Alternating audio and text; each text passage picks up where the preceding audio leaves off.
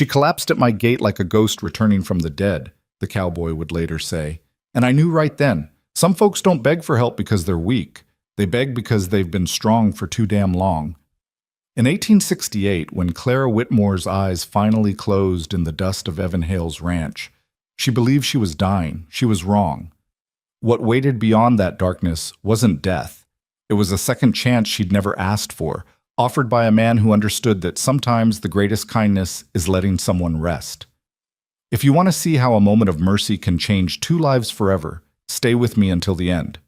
And please, drop a comment telling me what city you're watching from. I want to see how far Clara's story travels. The Texas sun had no mercy that August afternoon, beating down on the parched earth with the kind of relentless heat that made mirages dance across the horizon. Evan Hale stood on the porch of his ranch house, one hand shading his eyes as he surveyed the fence line that stretched toward the distant hills. At 32, he'd built this place from nothing, every post driven into the ground by his own hands, every board cut and nailed with patience born of solitude. He was about to turn back inside when he saw it. At first, he thought it was just another trick of the light, a shadow, where shadows shouldn't be. But then the shadow moved, stumbled, and fell. Evan was running before his mind fully registered what he'd seen. His boots kicked up dust as he sprinted toward the main gate, his heart pounding not from exertion, but from the sudden electric awareness that something was terribly wrong.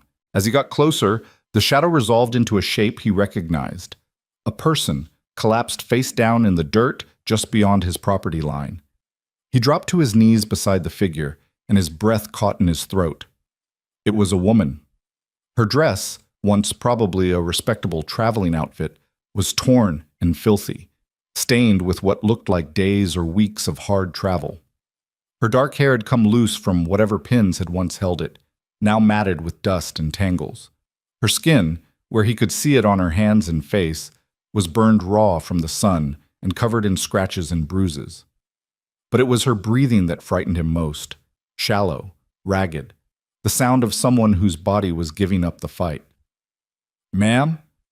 Evan touched her shoulder gently, afraid she might break apart like sun-dried clay. "Ma'am, can you hear me?" No response, just that terrible labored breathing. He didn't hesitate. Sliding his arms beneath her, and Lord, she weighed almost nothing, just skin and bones, he lifted her as carefully as he could and started back toward the house. She didn't stir, didn't make a sound. For a terrible moment, he wondered if she'd already slipped away. But no. He could feel the faint flutter of her heartbeat against his chest, stubborn and persistent despite everything. The house seemed impossibly far away, though it was only a couple hundred yards. Evan had carried full-grown steers that felt lighter than this woman, not because of her weight, but because of what she represented.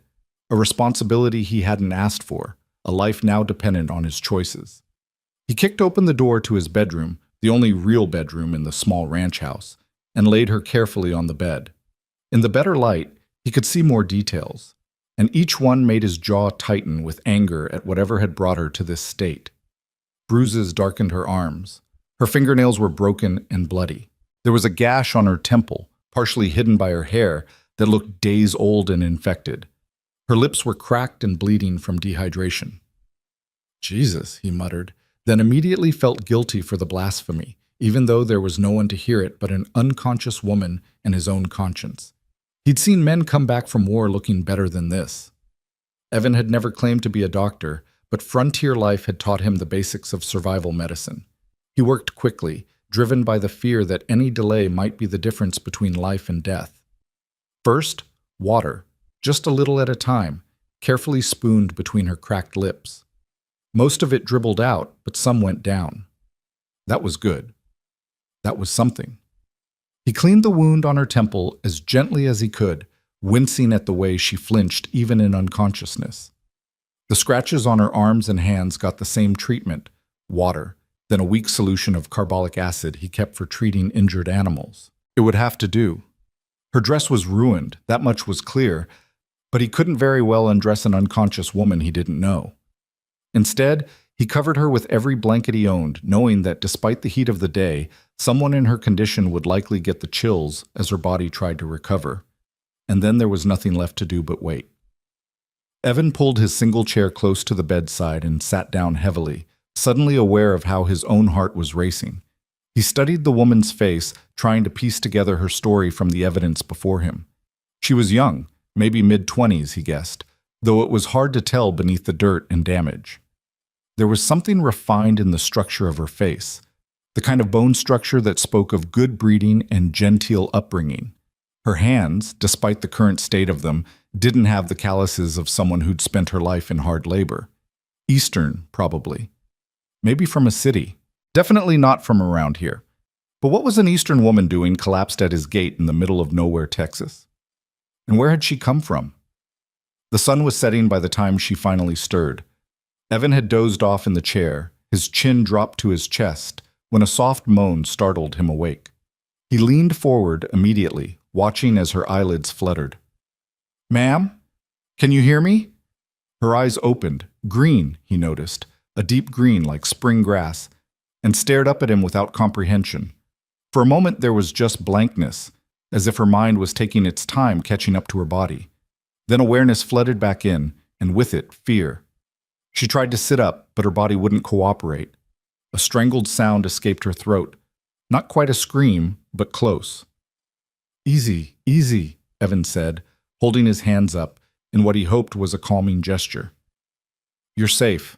I'm not going to hurt you. You collapsed at my gate. I brought you inside." She stared at him, chest heaving with panic, eyes darting around the unfamiliar room. He could see her trying to piece together where she was, how she'd gotten here, whether she was in danger. "Water," she finally whispered, the word barely audible, her voice like gravel scraping against gravel. Evan was already reaching for the cup. He helped her sit up just enough to drink without choking, supporting her head with one hand while holding the cup with the other. She drank desperately, too fast, and he had to pull the cup away. "Slow," he said gently. "Too much too fast will make you sick."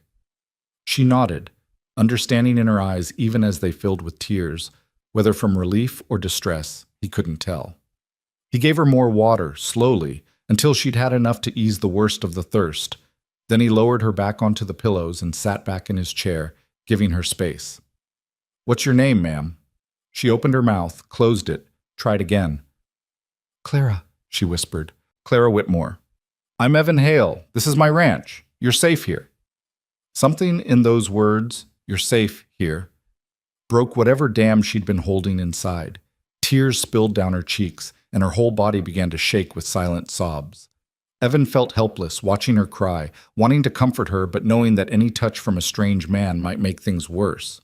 So he just sat there, present but not imposing, letting her grieve whatever needed to be grieved.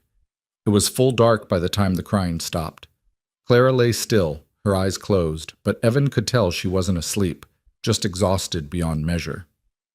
"I'll let you rest," he said quietly, starting to stand. "No." Her hand shot out, catching his wrist with surprising strength. Her eyes opened, meeting his with an intensity that stopped him cold. "Please, don't leave. I can't be alone right now." Evan settled back into the chair. "I won't go anywhere," he promised. And he didn't. He sat there through the long night while Clara drifted in and out of consciousness, occasionally stirring with nightmares that made her whimper and thrash.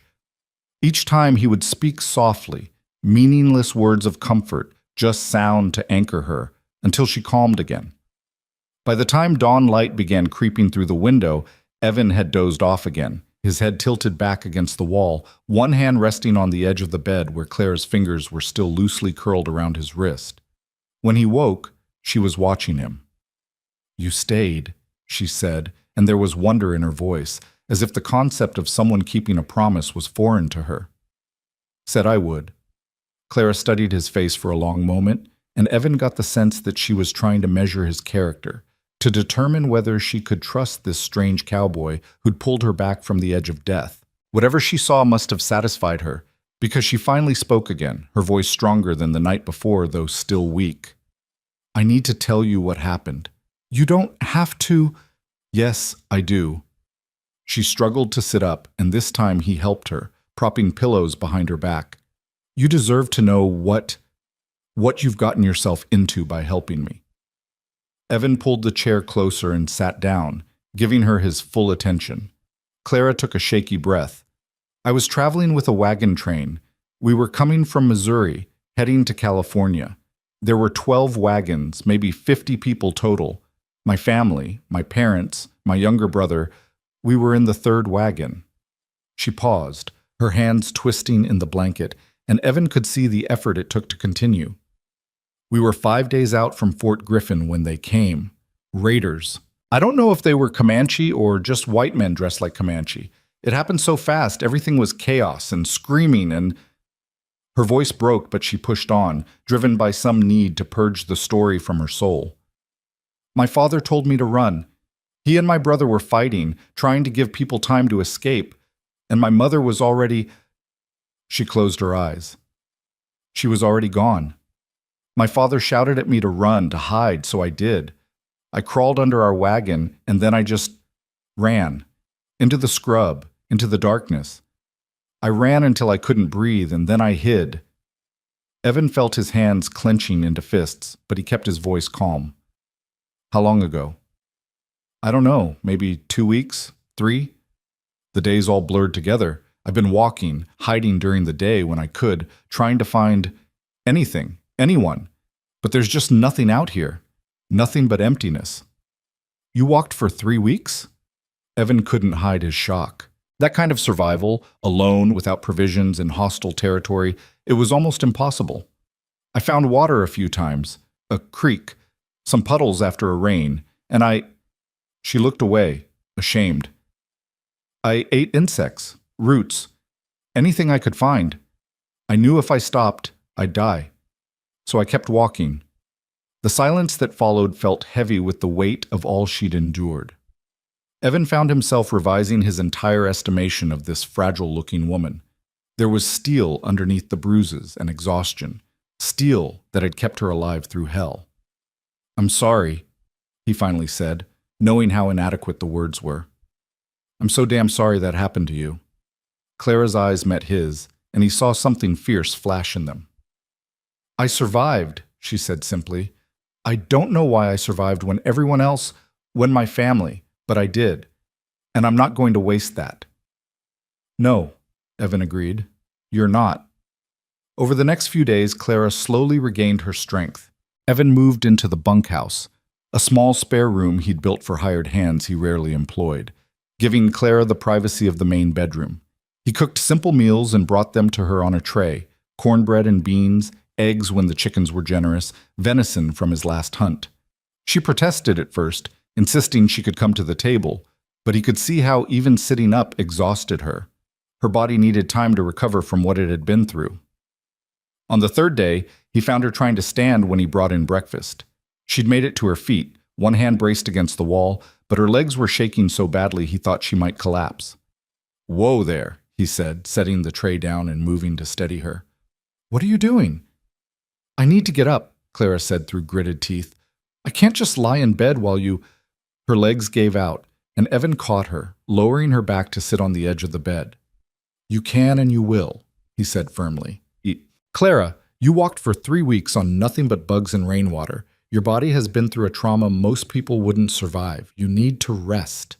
"I can work," she insisted, and there was desperation in her voice now. "I can cook, clean, mend. I'm not useless. I can earn my keep. Please, I can't just—" "No."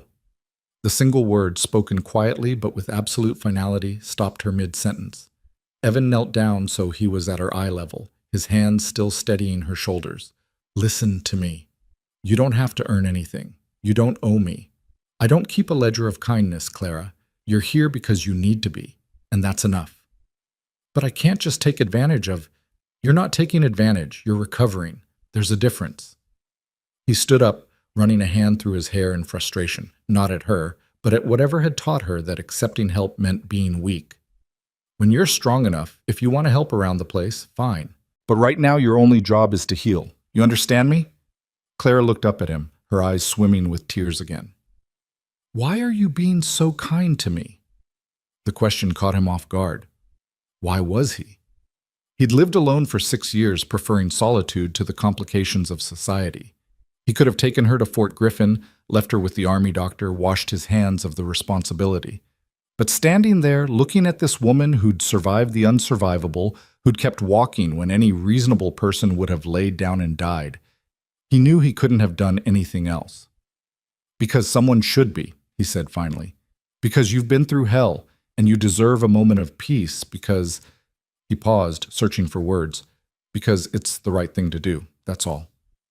Clara nodded slowly, wiping her eyes. "Okay," she whispered. "Okay, I'll rest. But Evan?" "Yeah?" "Thank you. I know I keep saying it, but thank you. You don't have to keep saying it. Just get better." A week passed, then 2. Clara grew stronger day by day, the color returning to her cheeks, the worst of the bruises fading to yellow and green before disappearing entirely. The gash on her temple healed cleanly, leaving a small scar that she would sometimes touch absently, as if reminding herself of how far she'd come. True to his word, Evan didn't push her to do anything. He kept cooking, kept cleaning, kept maintaining the ranch while Clara rested. But he could see the restlessness growing in her, the way she watched him work with increasing frustration at her own inactivity.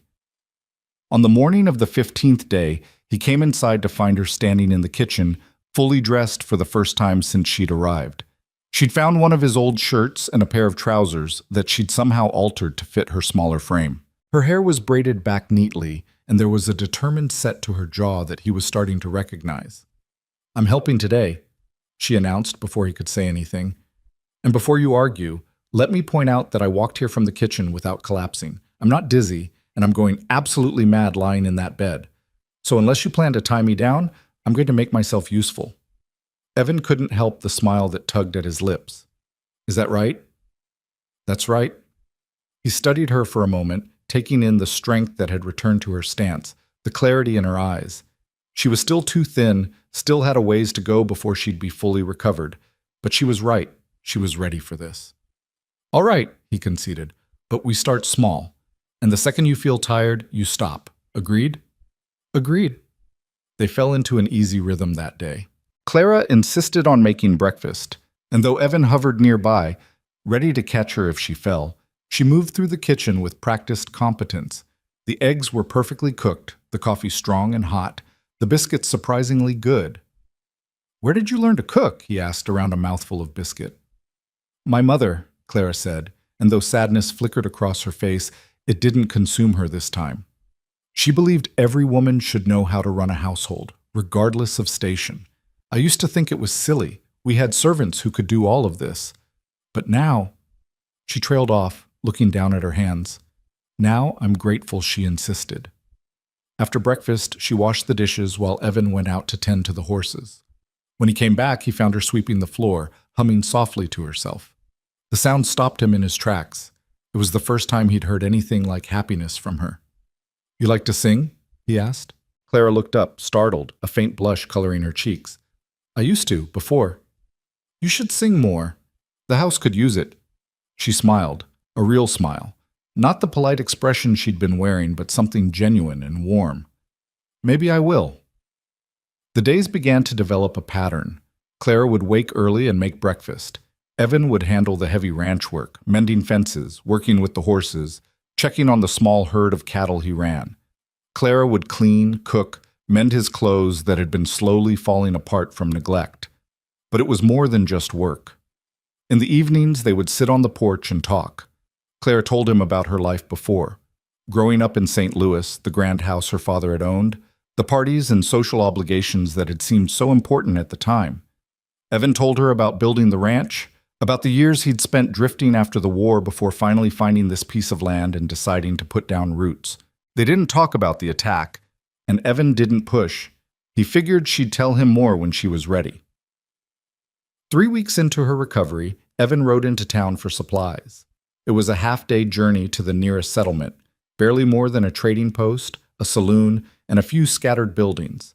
But it was the only place to get flour, coffee, and other necessities. He left Clara with strict instructions to rest, not to overdo it while he was gone, and to fire the rifle he'd left for her if there was any trouble. When he returned just before sunset, he found the house transformed. She'd cleaned everything, Not just a surface cleaning, but a deep, thorough scrubbing that made the rough wood floors gleam and the windows sparkle. She'd organized his chaotic pantry, arranged his scattered books into neat stacks, even found some wildflowers and put them in a jar on the table. But what stopped him cold was the smell coming from the kitchen. "Is that apple pie?" he asked, setting down his saddlebags and staring at her in amazement. Clara turned from the stove, wiping her hands on an apron she must have made from spare fabric. "You had apples from last fall in the cellar. They were starting to turn, so I thought—" She shrugged, suddenly looking uncertain. "I thought you might like something sweet." Evan just stood there, overwhelmed by the simple domesticity of it all.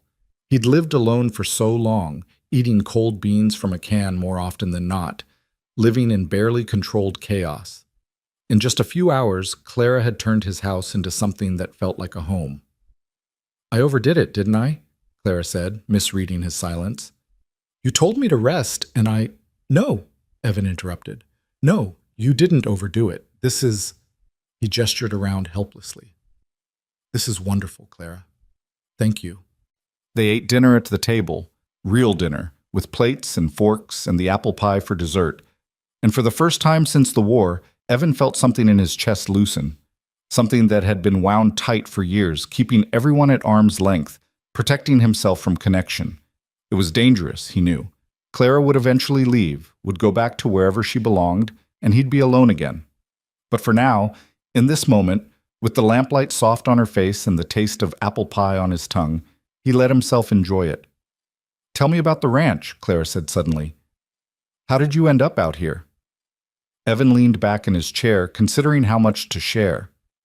"After the war, I couldn't go back home. Too many memories, too many ghosts. So I drifted west, working cattle drives, hiring on at different ranches, saved my money. One day I found this land, and it just felt right. So I bought it, built the house, started small with a few head of cattle." "Do you have family, people who worry about you?" "My parents died when I was young. No siblings. There's nobody left who'd notice if I disappeared tomorrow." Clara's expression softened with understanding. "I know that feeling now, to be unmoored from everything you knew." "Yeah." He paused, then added quietly, "But you're not alone anymore, Clara. Not while you're here." Something shifted between them in that moment. A understanding, perhaps, or a recognition of shared loneliness. Clara reached across the table and placed her hand over his. "Neither are you," she said. The first month turned into 6 weeks, then 2 months. Clara grew stronger, taking on more responsibilities around the ranch. She proved surprisingly adept with the chickens, coaxing them to produce more eggs than Evan had gotten in months. She learned to milk the cow he kept, to churn butter, to smoke meat for preservation. But more than that, she learned the rhythms of ranch life. The way the wind changed before a storm, the sound of a coyote versus a wolf, how to read the sky for weather, the grass for season, the animals for their needs. And Evan learned about her. He learned that she was stronger than she looked, more resilient than anyone he'd ever met. He learned that she had a sharp mind and a sharper wit, that she could make him laugh with a dry observation about his terrible coffee, or the way he talked to his horses like they understood every word. He learned that she had nightmares most nights, though she tried to hide it. Sometimes he would hear her cry out from the bunkhouse where he slept, and he would lie awake, fists clenched, wanting to go to her but knowing she needed her privacy. One morning in early October, Evan came in from the morning chores to find Clara standing at the window, a letter in her hands, tears streaming down her face. "Clara, what is it?" She turned to him, holding out the letter with a shaking hand. "It's from my uncle, my mother's brother. He lives in Boston. Somehow he heard about the attack, and he's been trying to find me. He wants me to come live with him." Evan felt something cold settle in his stomach. "When?" "He says he can send money for train fare. He wants me to come as soon as possible." She looked down at the letter, her voice breaking. "He's the only family I have left, Evan, my only connection to my old life." "Then you should go." The words hurt to say, but he forced them out. "You should be with family." Clara looked up at him, searching his face. "Is that what you want? For me to go?" What he wanted was for her to stay, to keep making this house feel like a home, to keep sitting across from him at dinner and laughing at his bad jokes and filling the silence with her presence. But what he wanted didn't matter. "I want you to be happy," he said carefully. "I want you to be safe. If that means going to Boston, then yes, that's what I want." She stared at him for a long moment, then folded the letter carefully and set it on the table. "I need to think about this." "Of course." But as the days passed and Clara grew quieter, more withdrawn, Evan felt the inevitable approaching. She was going to leave. She was going to choose the safety and security of family over the hard life of a remote ranch. And he couldn't blame her, not after everything she'd been through. He just wished it didn't hurt quite so much to imagine this place without her. The evening before Clara had to make her decision, they sat on the porch as the sun set in a blaze of orange and red. They'd barely spoken all day, the weight of the choice hanging between them like a physical thing. "Tell me honestly," Clara finally said, breaking the silence. "If I stay, what kind of life would I have here?" Evan chose his words carefully. "It would be hard, lonely sometimes, especially in winter when the snows come. The nearest town is half a day's ride, and it's not much of a town. You'd work from sunup to sundown most days. There's no society here, no parties or theaters or any of the things you grew up with. What else? You'd have purpose," he continued. "The work matters here. Every egg you collect, every meal you cook, every fence we mend together, it all matters. You'd have space to breathe, to heal, to become whoever you want to be without anyone judging you for it." "Would I have you?" The question hung in the air between them, heavy with possibility. Evan turned to look at her, really look at her, in the fading light. This woman who had stumbled into his life broken and desperate, who had somehow put herself back together while simultaneously making him whole in ways he hadn't even realized he was broken. "Yes," he said simply, "for as long as you wanted."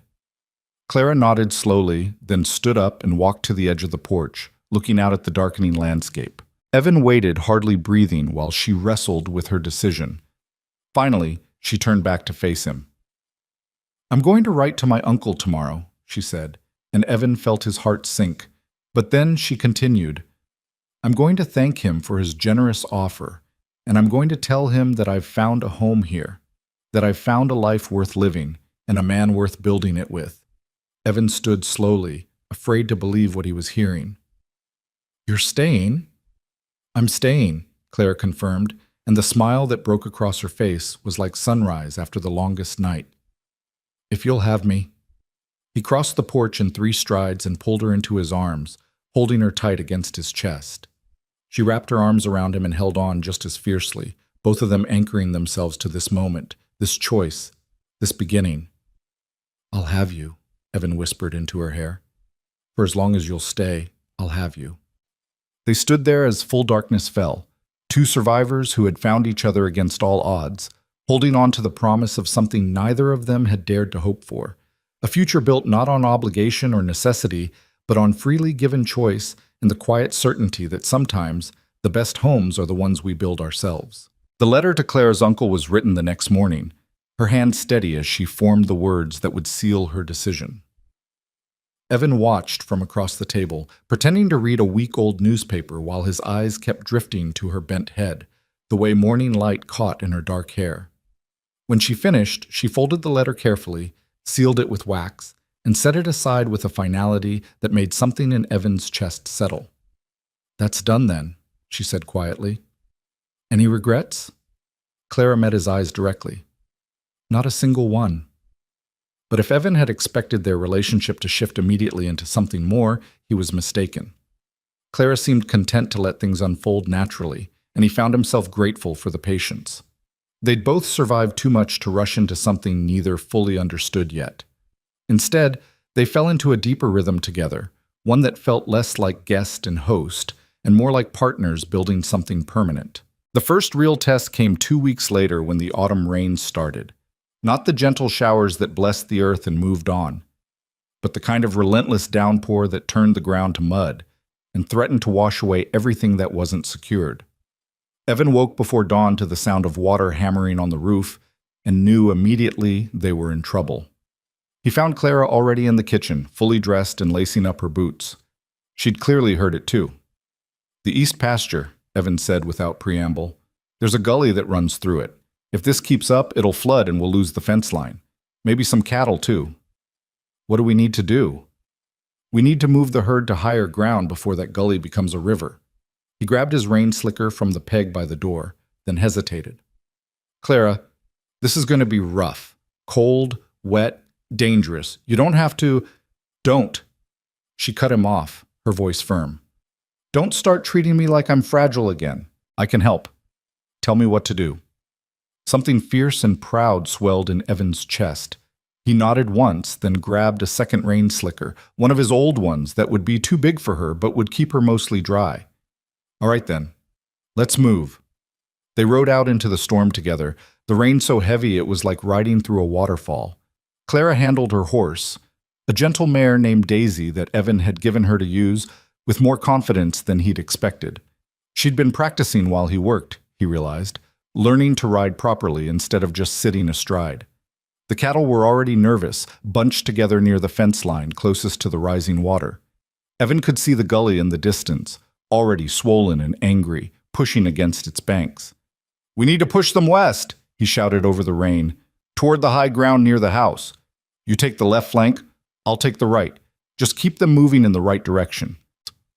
Clara nodded and moved into position without hesitation. What followed was 2 hours of brutal, exhausting work. The cattle didn't want to move, spooked by the storm and stubborn in the way that only cattle could be. Clara rode back and forth along her flank, calling out to the animals, using her presence to guide them where they needed to go.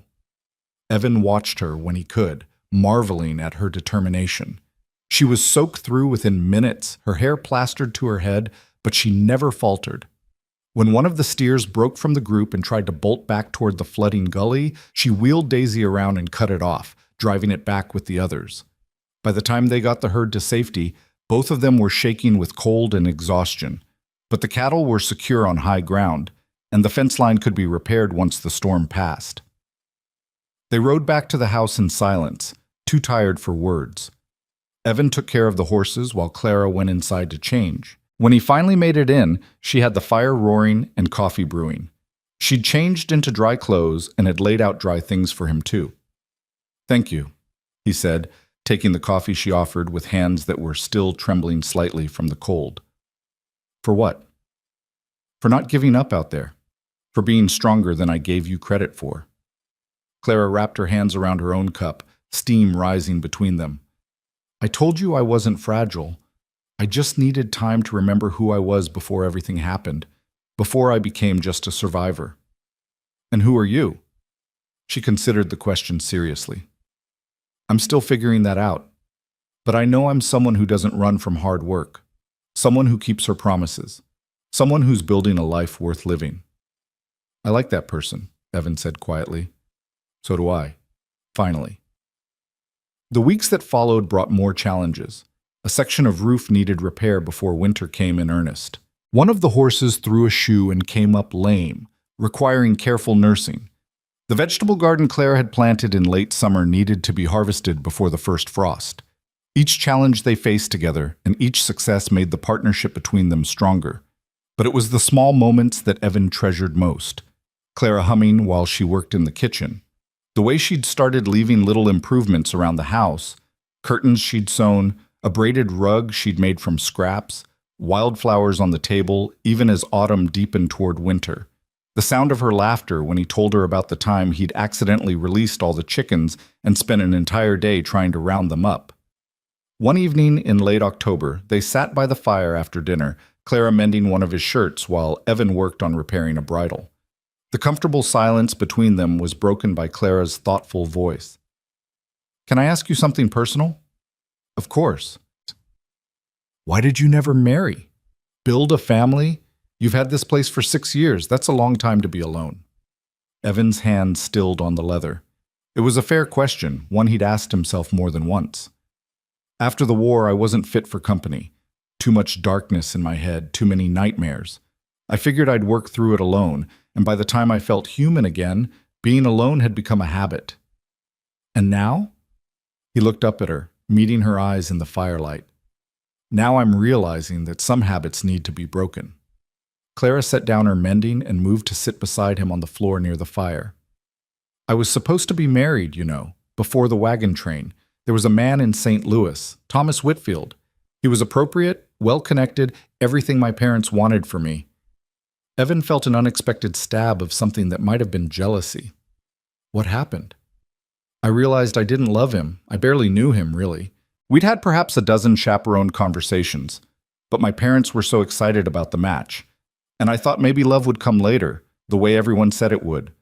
She drew her knees up, wrapping her arms around them. Then my father lost his business, bad investments, debts he couldn't pay. Suddenly we weren't good enough for the Whitfields anymore. Thomas broke the engagement. That's why we were heading west, to start over in California, away from the scandal and shame. I'm sorry. Clara shook her head. Don't be. If Thomas had married me, I'd be living a life that was never really mine. I'd be someone's wife, someone's decoration, playing a role in a society that never felt quite real to me. Here, everything is real. The work matters. The choices matter. I matter. Evan reached out and took her hand, threading his fingers through hers. You've always mattered, Clara. Some people were just too blind to see it. She leaned her head against his shoulder, and they sat like that for a long time, watching the fire burn down to embers, neither one wanting to break the moment by moving. November brought the first real cold, the kind that made breath fog and turned morning water buckets to ice. Evan taught Clara how to prepare the ranch for winter, banking earth around the foundation to keep the cold out, checking and rechecking the wood supply, making sure the animals had adequate shelter. She proved to be a quick study, asking intelligent questions and remembering everything he taught her. More than that, she started anticipating needs before he could voice them, working alongside him with an efficiency that spoke of genuine partnership. It was during one of these preparations that disaster nearly struck. Evan was up on the barn roof, replacing shingles that had loosened during the autumn storms, while Clara handed up materials from below. He'd been working for maybe an hour when he reached for a shingle without looking and felt his foot slip on the wet wood. He fell hard, sliding down the sloped roof with nothing to grab onto. His mind had just enough time to register that this was going to hurt before Clara's voice cut through the panic. The rope! Grab the rope! He twisted, saw the safety line he'd rigged that morning. At Clara's insistence, he remembered now, and caught it with both hands. The rope jerked tight, stopping his slide a few feet from the edge. For a moment he just hung there, heart hammering, looking down at the ground that would have broken bones if not for Clara's foresight. Don't move! Clara was already climbing up, moving carefully but quickly across the roof until she reached him. Together they worked him back to the ladder and down to solid ground. Evan's hands were shaking as he stood there, processing how close that had been. Clara's face was pale but set with determination. You could have died, she said, her voice tight. But I didn't, because you thought of the rope. Because I've already lost everyone I loved once. I'm not doing it again. The words came out fierce and raw, and Evan realized this was the first time she'd said it out loud, that she loved him. He pulled her close, holding her tight against him. I'm not going anywhere, he promised. Not if I can help it. You can't promise that. Life doesn't work that way. No, he agreed. But I can promise to be as careful as possible, to listen when you tell me to rig a safety rope, to not take stupid risks just because I've always done things alone. Clara pulled back just enough to look up at him. I'm holding you to that. I know you will. That night, something shifted again. After dinner, as Clara stood to clear the dishes, Evan caught her hand. Stay, he said simply. Sit with me a while. She settled beside him at the table, and he found himself telling her things he'd never told anyone. About the war, not the glory that people imagined, but the mud and blood and fear. About the friends he'd lost, the choices he'd had to make, the weight of survival when so many hadn't survived.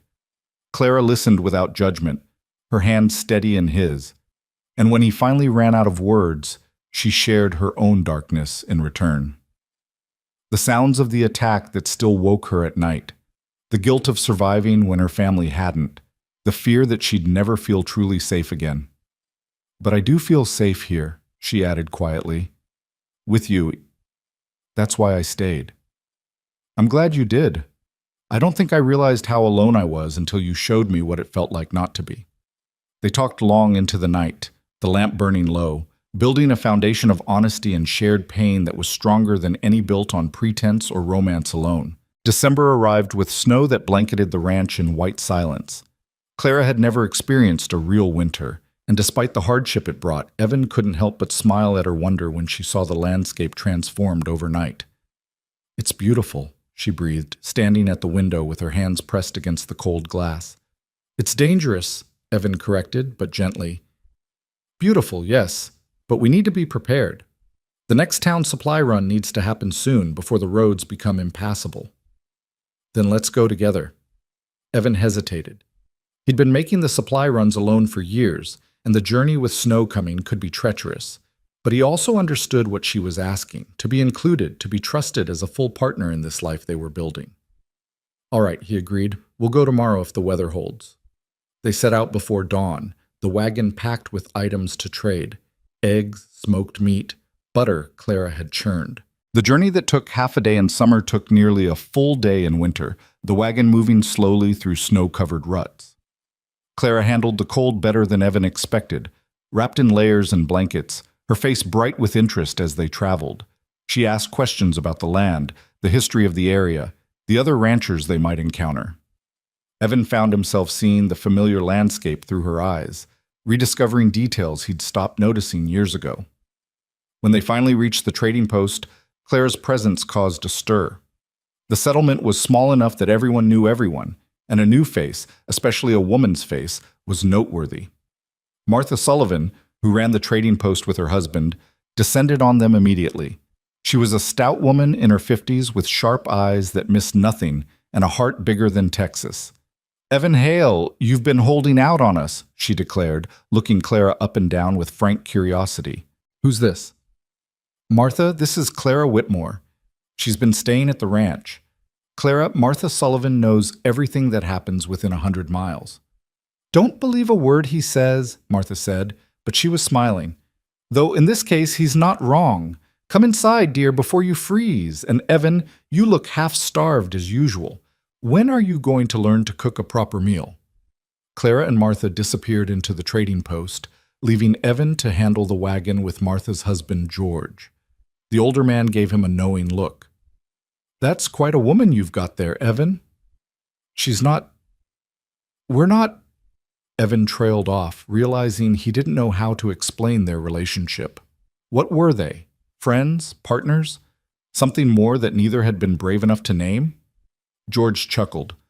"Whatever you say, but a word of advice from an old married man. Don't wait too long to figure it out. Good women don't stay unattached forever, especially out here where they're scarce as hen's teeth."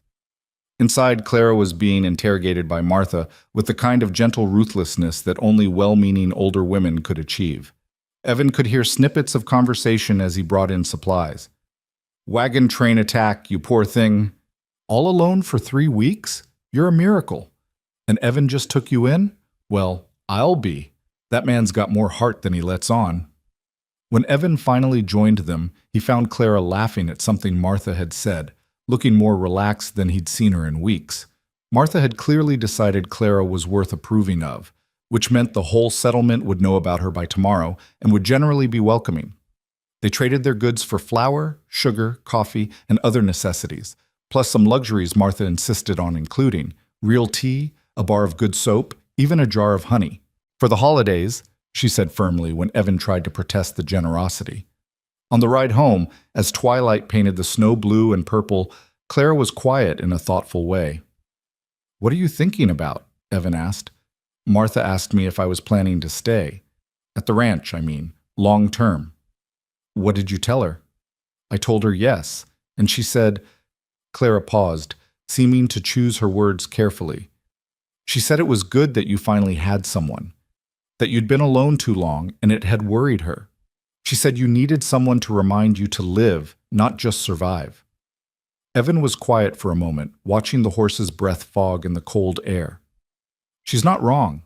That's what I'd been doing, just surviving day after day until surviving was all I knew how to do. And now? Now I'm learning that there's more to life than just getting through it. You taught me that. Clara shifted closer to him on the wagon seat, and without thinking about it, Evan put his arm around her shoulders. She leaned into him, and they rode the rest of the way in comfortable silence, two people moving towards something they could both finally see taking shape. The week before Christmas, Evan rode out to check on a section of fence in the north pasture. Clara had wanted to come, but they decided someone should stay at the ranch to keep the fires going and the animals fed. He expected to be gone maybe 3 hours. He was gone for 10. It started with a fence that was more damaged than he'd thought, requiring extensive repair.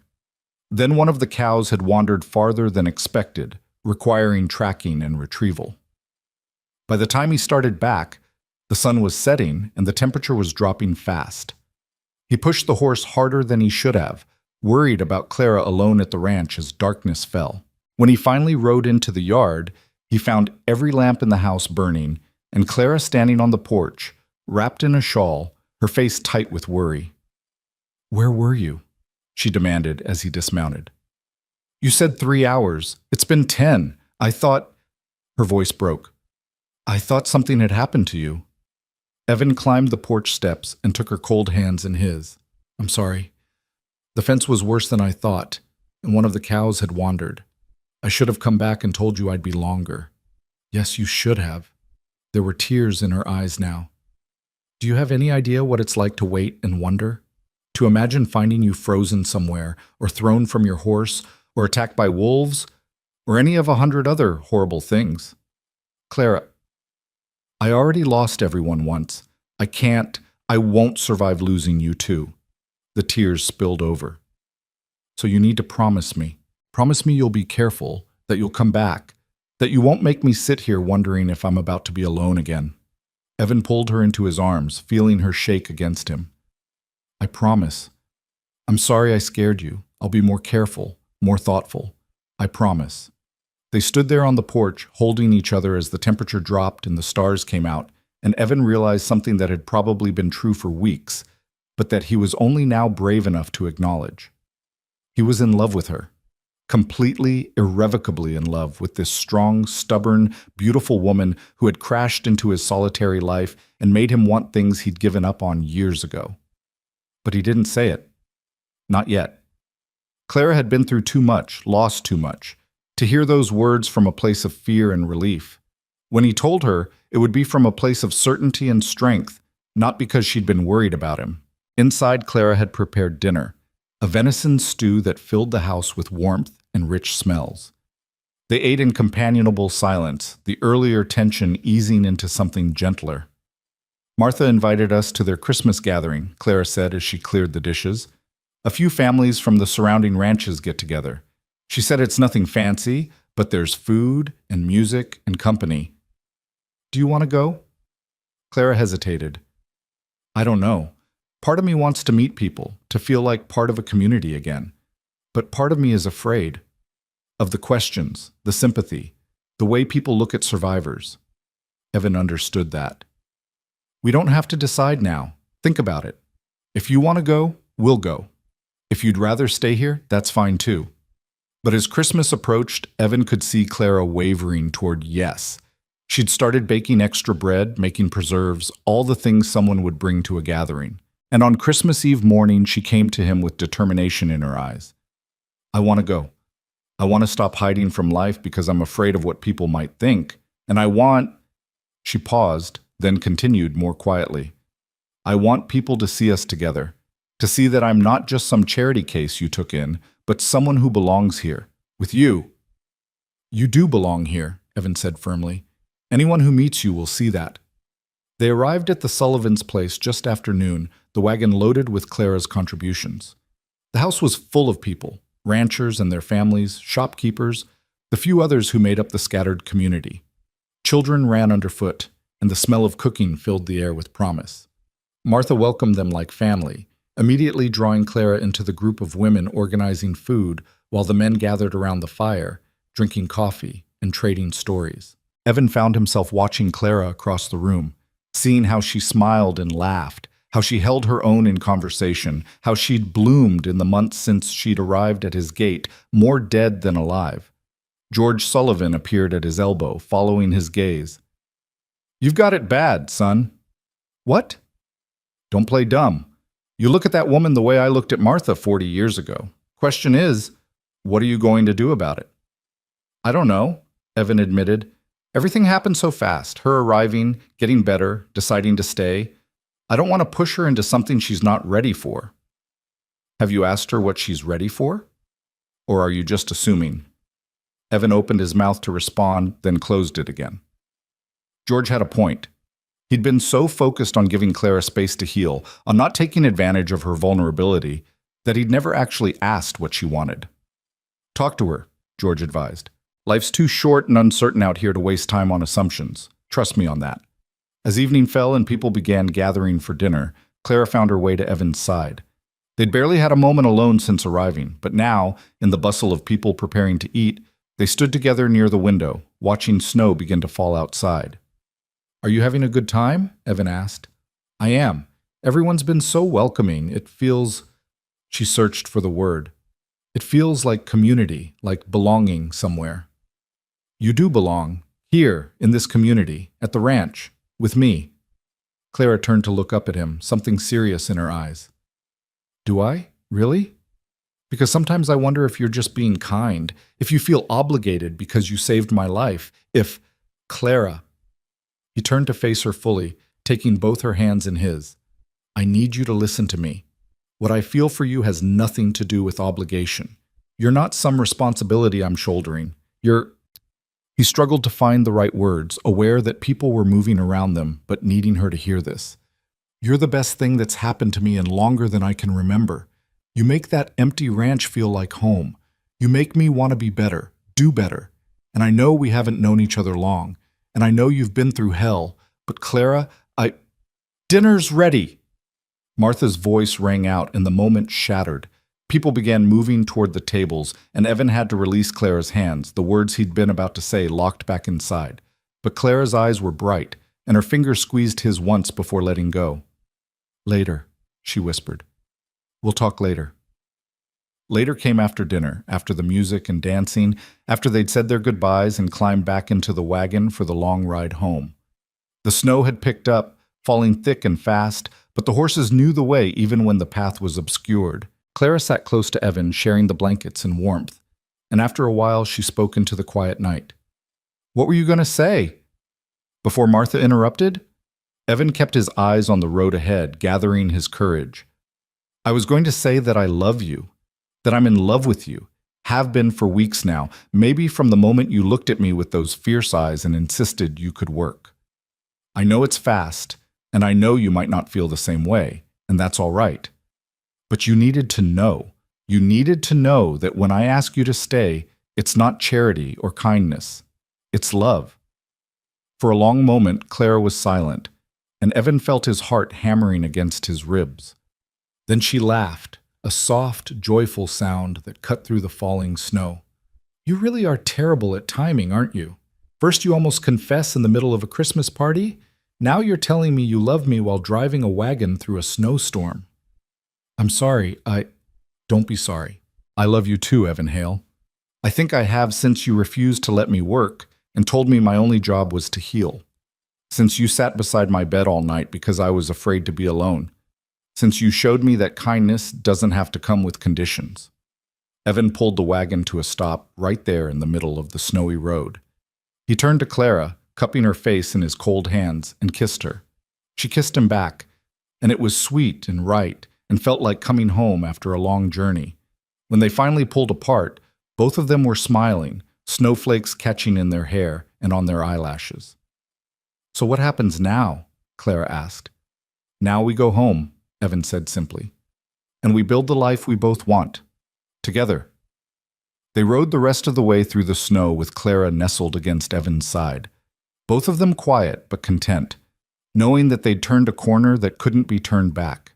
The ranch appeared through the white curtain of falling snow, lights they'd left burning welcoming them home, and Evan felt a swell of gratitude for the woman beside him and the life they were creating together. Winter deepened around them, but inside the ranch house, warmth bloomed in ways that had nothing to do with the fire crackling in the hearth.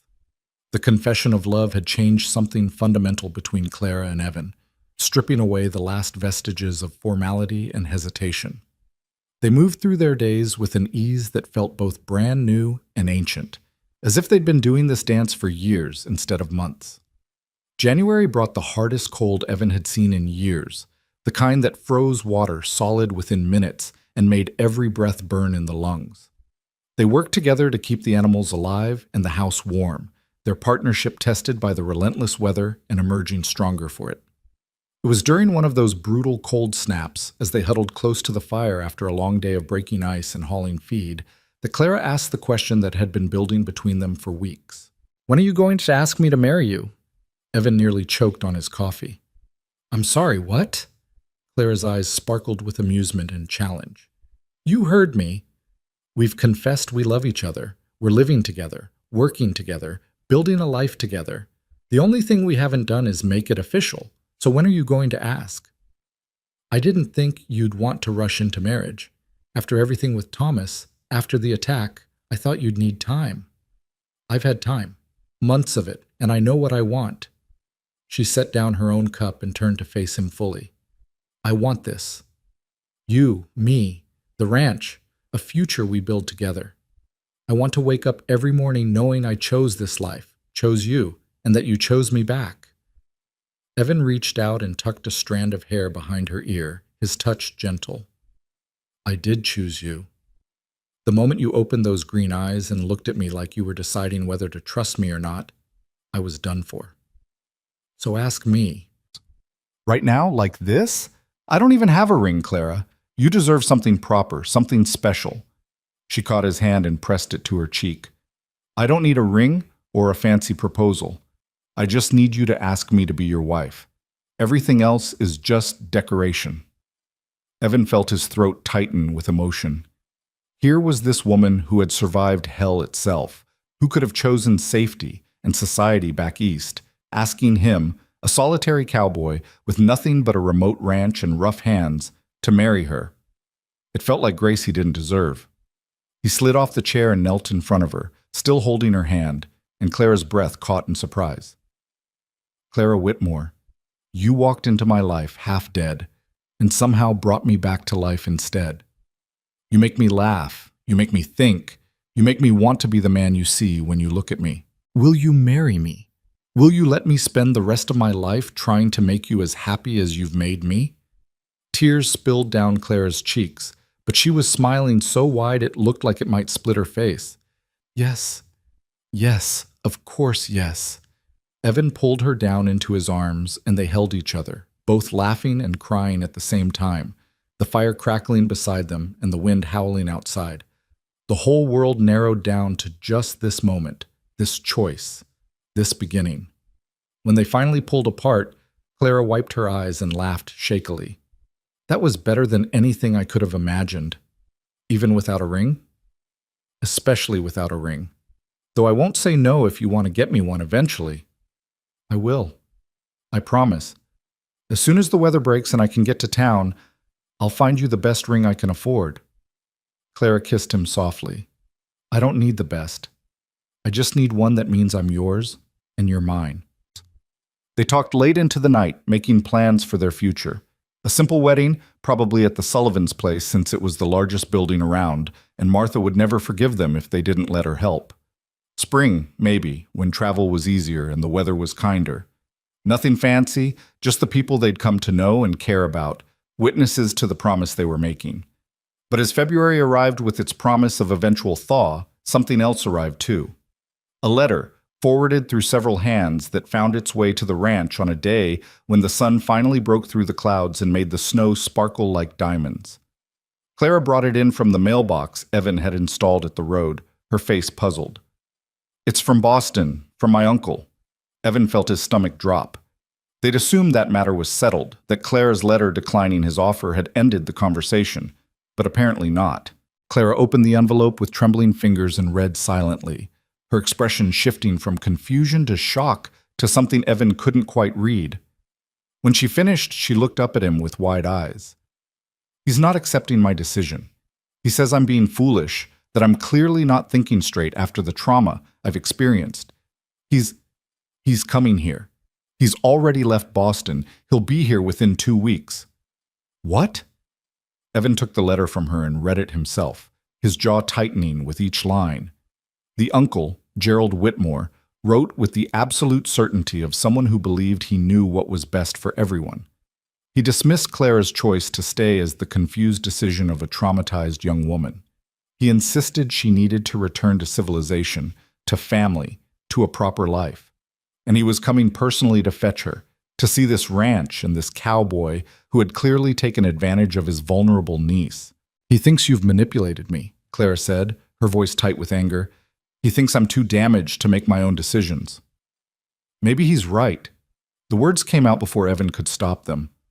Maybe you are making decisions based on trauma, on gratitude for being saved. Maybe...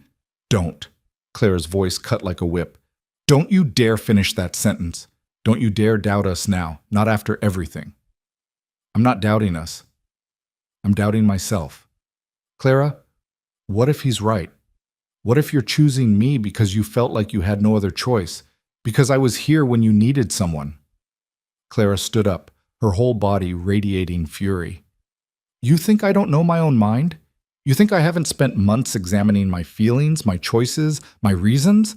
I'm not some fragile doll who needs a man to tell her what to think. I know that, but nothing. I chose you, Evan, not because you saved me, not because I was grateful or confused or damaged. I chose you because you're a good man who treats me like an equal, because you make me laugh and challenge me to be stronger, because when I imagine my future, you're in every single picture. Her voice broke slightly. Don't let my uncle's letter make you doubt what we both know is true. Evan stood and pulled her close, feeling the tension in her body slowly ease. I'm sorry. You're right. I know you know your own mind. I want to make sure you're choosing this for the right reasons. The right reason is love. That's the only reason that matters. But as the days passed and the uncle's arrival drew closer, Evan couldn't shake the doubts that had taken root. He found himself watching Clara, looking for signs that she was having second thoughts, that maybe the security of family and society was more appealing than the hard life of a frontier ranch. Clara seemed to sense his internal struggle. One evening, as they prepared dinner together, she set down her knife and turned to him. Talk to me. What's going through your head? Evan leaned against the counter, struggling to articulate fears he barely understood himself. What if he offers you things I can't? Security, society, an easier life. What if seeing him reminds you of everything you've lost? Everything you gave up to stay here? Then I'll remember why I made that choice in the first place. Clara moved closer, taking his hands. Evan, I'm not going to lie and say the life here is easy. It's not. But it's real. It's mine. And more importantly, it's ours. I don't want easy. I want meaningful. But your uncle, my uncle is a good man who's worried about me. I understand that. But he doesn't get to make my choices for me. No one does. She squeezed his hands. When he arrives, I'll tell him the same thing I'm telling you now. I'm staying. I'm marrying you. And if he can't accept that, then he'll have to go back to Boston without me. The certainty in her voice should have reassured Evan completely. But he couldn't quite silence the voice in his head that whispered she deserved better than what he could give her. Gerald Whitmore arrived on a Tuesday afternoon in late February, riding in a hired carriage that looked absurdly out of place against the rough landscape. He was a tall man in his late 50s, well-dressed in Eastern style, with silver hair and the kind of bearing that came from a lifetime of authority and respect. Evan and Clara stood on the porch as the carriage pulled up, Clara's hand tight in Evan's, her chin raised in defiance. Gerald stepped down from the carriage, his eyes sweeping over the ranch with barely concealed distaste before landing on Clara. His expression immediately softened. Clara, my dear girl, thank heavens I found you. Clara released Evan's hand and moved forward, but not to embrace her uncle as he clearly expected. Uncle Gerald, this is an unexpected visit. Unexpected? I wrote you I was coming. You wrote that you were coming to take me back to Boston. Those are very different things. Clara gestured to Evan. Uncle Gerald, this is Evan Hale. He owns this ranch. Evan, my uncle, Gerald Whitmore. The two men shook hands, Gerald's grip firm and assessing, clearly trying to take Evan's measure. Evan stood his ground, meeting the older man's eyes steadily. "Mr. Hale, I understand you've been housing my niece. She's been living here, yes, after the attack on the wagon train." Gerald's expression tightened. "Yes, that terrible tragedy, which is precisely why Clara needs to come home with me, where she'll be safe and cared for properly." "I am being cared for properly," Clara interjected, "and I am safe." "Uncle Gerald, I appreciate your concern, but as I wrote in my letter, I've chosen to stay here." "Chosen? My dear, you've been through an unimaginable trauma. You're in no state to make such permanent decisions." Evan felt Clara stiffen beside him and knew she was about to unleash her temper. He touched her elbow gently, a silent reminder to stay calm, and stepped forward. "Mr. Whitmore, I understand this must be difficult, but your niece has been here for 6 months. She's not the traumatized woman who collapsed at my gate. She's strong, capable, and very much in her right mind." Gerald's eyes narrowed. "And how convenient for you, isn't it? A beautiful young woman, alone and vulnerable, arriving at your doorstep. Tell me, Mr. Hale, what exactly are your intentions toward my niece?" "My intentions are to marry her, sir, with her consent and blessing, which I already have." The silence that followed was deafening. Gerald stared at Evan, then at Clara, his face cycling through shock, disbelief, and anger. "Absolutely not. Clara, you cannot possibly be serious about marrying this cowboy." "This cowboy," Clara said coldly, "saved my life. He gave me shelter when I had nowhere else to go, asked nothing in return, and treated me with more respect than any man in Boston society ever did. So yes, Uncle Gerald, I am absolutely serious about marrying him. You're making a mistake. You're throwing away your future out of some misguided sense of gratitude. I'm creating my future. There's a difference." Gerald turned away from them both, clearly struggling to control his temper. When he spoke again, his voice was quieter, but no less intense. "Clara, please. Think about what you're giving up. In Boston, I can provide for you a proper home, society, opportunities. You could meet suitable men of your own class and education." "I don't want men of my own class. I want Evan." "You want him now, perhaps. But what about in 5 years, 10? When the novelty of this rustic life wears off and you realize what you've sacrificed?" Clara's laugh was sharp and bitter. "Novelty? Uncle Gerald, I've hauled water in freezing temperatures, birthed a calf with my own hands, and lived through a blizzard that nearly killed us both. There's nothing novel about this life. It's hard work every single day. But it's my work, my choice, my life." "Then you're a fool." The word hung in the air like a slap. Evan took a step forward, anger flaring hot in his chest, but Clara's hand on his arm stopped him. "Perhaps I am," Clara said quietly, "but I'd rather be a fool who chose her own path than a wise woman who let others choose for her." Gerald looked at his niece for a long moment, something like grief passing over his features. "Your mother would be heartbroken to see what you've become." It was a low blow, and everyone knew it. Clara went pale, but her voice remained steady. "My mother would want me to be happy. And I am happy here, Uncle Gerald, more happy than I ever was in St. Louis, playing at being someone I wasn't." "I don't believe that." "Then stay," Clara challenged. "Stay for a few days, see how we live, see who I've become. And then, if you still think I'm making a mistake, I'll listen to whatever you have to say. But you have to actually see my life here before you judge it." Gerald looked like he wanted to refuse, but Clara's steady gaze and reasonable tone left him little choice. "Fine. I'll stay 3 days, but I'm warning you, Clara, nothing I see here is going to change my mind." "We'll see about that." The next 3 days were among the most tense Evan had ever experienced. Gerald stayed in the spare room, the one Evan had been using as a bunkhouse, and spent his time observing everything with a critical eye that missed nothing. He watched Clara work in the kitchen, tended the animals, mended clothes. He watched Evan repair fence, break ice from the water troughs, maintain the property. And he watched the two of them together, the easy communication, the partnership, the small touches and shared glances that spoke of deep affection. On the second evening, after dinner, Gerald surprised them both by asking to speak with Evan privately. Clara looked worried, but Evan nodded and followed the older man out to the porch. They stood in silence for a moment, looking out at the snow-covered landscape painted silver by moonlight. Finally, Gerald spoke. I can see that you care for her. That much is obvious. I love her, sir. More than I thought I could love anyone. Love isn't always enough. Clara comes from a refined background. She's educated, cultured, used to society and comfort. What can you offer her here? A hard life, isolation, constant struggle? Evan chose his words carefully.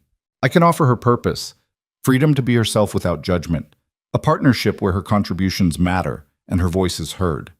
And yes, love, the kind that doesn't try to change her or fit her into some mold of what a woman should be. Gerald was quiet for a long moment. She told me you refused to let her work when she first arrived, that you insisted she rest and recover without earning her keep. Yes, sir. That shows character. Most men would have taken advantage of a vulnerable woman in their debt. Clara was never in my debt. She didn't owe me anything. And that, Gerald said thoughtfully, is precisely what she's been trying to tell me. He turned to look at Evan directly. I came here expecting to find her being manipulated or coerced. I expected to find a man taking advantage of my traumatized niece. And what did you find instead? I found a woman who's stronger than I gave her credit for. A woman who's found something I'm not sure I can argue against, no matter how much I might want to. Gerald sighed heavily. She's happy here. I didn't want to see it, but she is. She smiles more in one evening with you than she did in 6 months in St. Louis before the journey west. Evan felt some of the tension in his chest ease. So you'll accept our marriage? I didn't say that. Gerald's voice was sharp again. I said I can see she's happy, but happiness and wisdom aren't always the same thing. This life is hard, Mr. Hale. What happens when the hardship becomes too much? When the isolation drives her mad? When she realizes what she's given up? Then I'll support her in whatever decision she makes.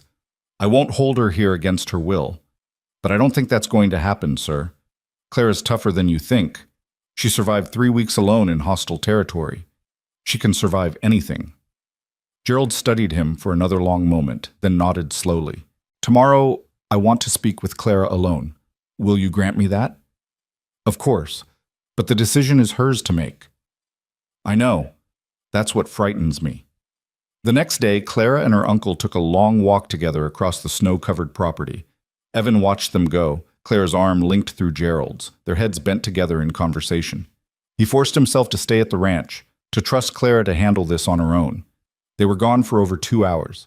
When they finally returned, both of them looked exhausted but calmer. Gerald's expression was unreadable, but Clara's eyes found Evan's immediately, steady and sure. Uncle Gerald and I have reached an understanding, she announced. He's accepted that I'm staying here and marrying Evan. Relief flooded through Evan like a wave. Thank you, sir. Gerald held up a hand. Don't thank me yet. I've agreed to accept it, but I have conditions. Conditions? Clara's voice was wary. First, you write to me regularly. At least once a month. I want to know you're well and happy. That's reasonable. I can do that. Second, if you ever need anything, money, help, a place to go, you contact me immediately. No pride, no hesitation. I'm still your family, Clara, and I take care of my family. Clara's eyes grew damp. I understand. Thank you, Uncle Gerald. And third, Gerald turned to Evan, his expression stern, you treat her well. You make her happy, because if I hear otherwise, I will come back here and there won't be any polite conversation. Are we clear? Evan met his gaze squarely. Crystal clear, sir. And you have my word. I'll spend every day trying to be worthy of her. Gerald nodded, then surprised them both by pulling Clara into a tight embrace. I'm trusting you to know what's best for yourself, he murmured.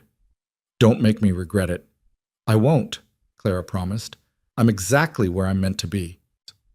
Gerald left the next morning, the carriage pulling away with him looking back once at the ranch, his expression still uncertain but resigned.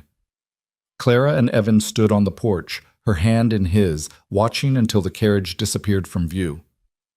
Are you all right? Evan asked quietly. I am. It was hard having to defend our choices to him, but I think he understands now, or at least he's trying to. He loves you, that's why it was hard for him to accept. I know. Clara leaned her head against Evan's shoulder. but I love you more. And I choose you every single time." That night, as they sat by the fire, Clara pulled out the letter from Gerald that had started everything and tossed it into the flames. They watched it burn together, the paper curling and blackening, releasing them from the last shadow of doubt that had hung over their decision. "No more looking back," Clara said firmly. "Only forward." "Only forward," Evan agreed. The weeks that followed felt like a new beginning. With Gerald's reluctant blessing secured, they threw themselves into planning their wedding. Martha Sullivan took charge with the enthusiasm of a general planning a campaign, enlisting the help of every woman in the territory. Clara found herself swept into a world of female friendship she hadn't expected. The ranchers' wives and daughters welcomed her with open arms, teaching her skills she hadn't known she needed: how to preserve meat for long winters, how to make candles, how to deliver a calf when the mother was struggling. In return, she taught them things she'd learned in her old life, reading and writing for those who'd never had the opportunity. Simple medicine from the books her father had carried. She was building a community, Evan realized, watching her laugh with the other women as they planned the wedding. She wasn't just surviving in this harsh landscape, she was thriving, putting down roots that went deep and strong. March brought the first hints of spring, days that stayed above freezing, nights where the stars seemed close enough to touch. And with spring came the wedding. They married on the first day of April, in the Sullivans' front room with 30 people crowded in to witness. Clara wore a simple dress she'd made herself, white muslin with delicate embroidery at the collar and cuffs. Evan wore his best suit, cleaned and pressed, his hands shaking slightly as he held Clara's and spoke the vows that would bind them together. "I promise to honor you, to respect your choices, to be your partner in all things. I promise to love you through hardship and joy, through every season we're given. I promise to see you, really see you, for who you are, and to never try to make you into something you're not." Clara's vows matched his in simplicity and depth. "I promise to stand beside you, to share the work and the worry. I promise to build our life together with honesty and courage. I promise to choose you every day for all the days we have." When the circuit preacher pronounced them married, Evan kissed his wife for the first time as her husband, and the room erupted in cheers and applause. But in that moment, wrapped in Clara's arms, Evan heard nothing but the beating of his own heart, steady and sure, anchored by love. The celebration lasted long into the night. There was food and music, dancing and laughter. Clara was passed from partner to partner as the men of the community each took a turn dancing with the bride, while Evan accepted handshakes and backslaps from men who'd once been strangers and were now friends. As the party wound down and people began to depart, Martha pulled Clara aside one final time. "You've made a good choice, dear. Evan's a fine man, and he'll treat you right." "I know. Thank you for everything you've done, Martha, for accepting me, for helping with the wedding, for making me feel like I belong here." Martha's eyes grew misty. "You do belong here. You're one of us now, for better or worse. And if you ever need anything, advice, help, or just another woman to talk to, you come find me, you hear?" Clara hugged the older woman tightly. "I hear. And thank you." Finally, as midnight approached, Evan and Clara climbed into their wagon and headed home under a sky full of stars. The ranch had never looked more beautiful to Evan than it did that night, knowing that Clara was coming home not as a guest or a survivor, but as his wife, his partner, his equal. Inside, Clara looked around the house with new eyes. "It's strange," she said softly. "Everything looks the same, but somehow it all feels different. Because now it's truly ours. Both of us, together." Clara turned to him, her eyes shining in the lamplight. "I meant what I said in my vows. I choose you, Evan. Every day, every moment, I choose this life we're building. And I choose you. I'll spend the rest of my life trying to be worthy of that choice." She stepped into his arms, fitting perfectly against him the way she always did. "You already are. From the moment you carried me inside and gave me a place to rest, you've been exactly what I needed. Not a rescuer, not a savior, just a good man who saw me as a person worth saving." They stood together in the quiet house, holding each other, two people who had found each other through tragedy and loss, and had chosen to build something beautiful from the wreckage. Outside, the wind whispered through the pines and the stars wheeled overhead, marking the passage of one chapter into another. Clara had chosen to stay, chosen love over security, partnership over protection, and in that choice, she'd found something she'd been searching for all her life without knowing it, a place where she belonged, a purpose that mattered, and a love that asked nothing of her except to be exactly who she was. The future stretched ahead of them, uncertain and full of challenges. But standing there in their home, in each other's arms, they were ready to face whatever came next. Together. Spring unfurled across the Texas landscape like a promise kept, transforming the brown earth into something alive with possibility. Clara woke each morning as Mrs. Hale now, the name still strange and wonderful on her tongue, and found Evan already up, watching the sunrise through their bedroom window, with a contentment she'd never seen in him before. "What are you thinking about?" she asked one morning, sliding her arms around his waist from behind. "How different everything looks now. This same view, this same land, but it feels transformed somehow. Because you're not alone anymore." "Because we're not alone anymore," he corrected, turning to kiss her forehead. Big difference. They fell into the rhythms of married life with surprising ease, though not without adjustments. Clara learned that Evan snored when he slept on his back, that he was grumpy before his morning coffee, that he had a habit of leaving his boots exactly where someone would trip over them. Evan discovered that Clara was fiercely territorial about her kitchen organization, that she sang off key when she thought no one was listening, and that she had nightmares more often than she'd let on when they'd slept in separate rooms. It was after one of those nightmares, a month into their marriage, that everything changed. Clara woke gasping, the images of the wagon train attack still vivid behind her eyes. Evan pulled her close immediately, murmuring comfort, but this time she pushed him away and bolted from the bed, making it to the wash basin just in time to be violently sick. Evan was beside her in an instant, holding her hair back, his face creased with worry. "Clara, what's wrong? Was the nightmare that bad?" But Clara had gone very still, her hand pressed to her stomach, her mind racing through calculations. The missed monthly cycles she'd attributed to stress, the exhaustion that seemed deeper than just hard work, the way certain smells had been turning her stomach for the past week. "I think," she started, then stopped, afraid to say it out loud. "Evan, I think I might be pregnant." The silence that followed felt enormous. Evan's hand on her back went motionless, and when Clara finally found the courage to look at him, his expression was unreadable. "Are you sure?"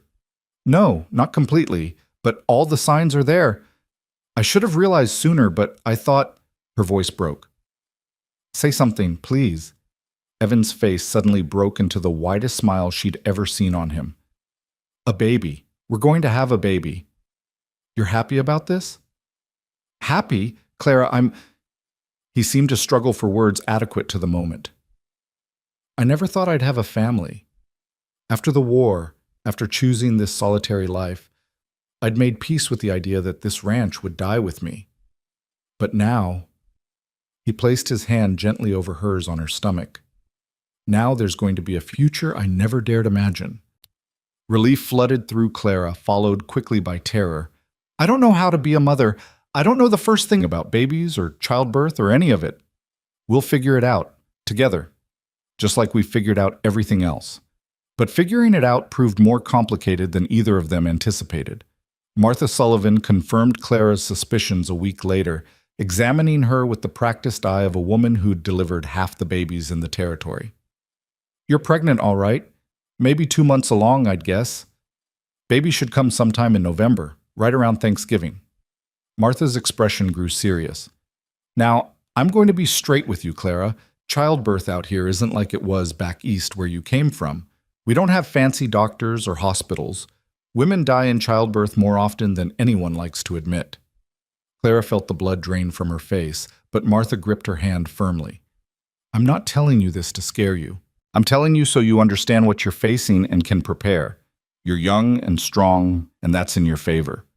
But you need to take care of yourself. No heavy lifting, plenty of rest, good food. And when your time comes, you send Evan to fetch me immediately. You hear?" "I hear." That conversation haunted Clara over the following weeks. She'd survived so much already: the attack, the weeks alone in the wilderness, the harsh winter. But this felt different, more dangerous somehow because it wasn't just her life at stake anymore. She carried a responsibility now, a tiny life depending on her body to shelter and nourish it. Evan became almost comically protective.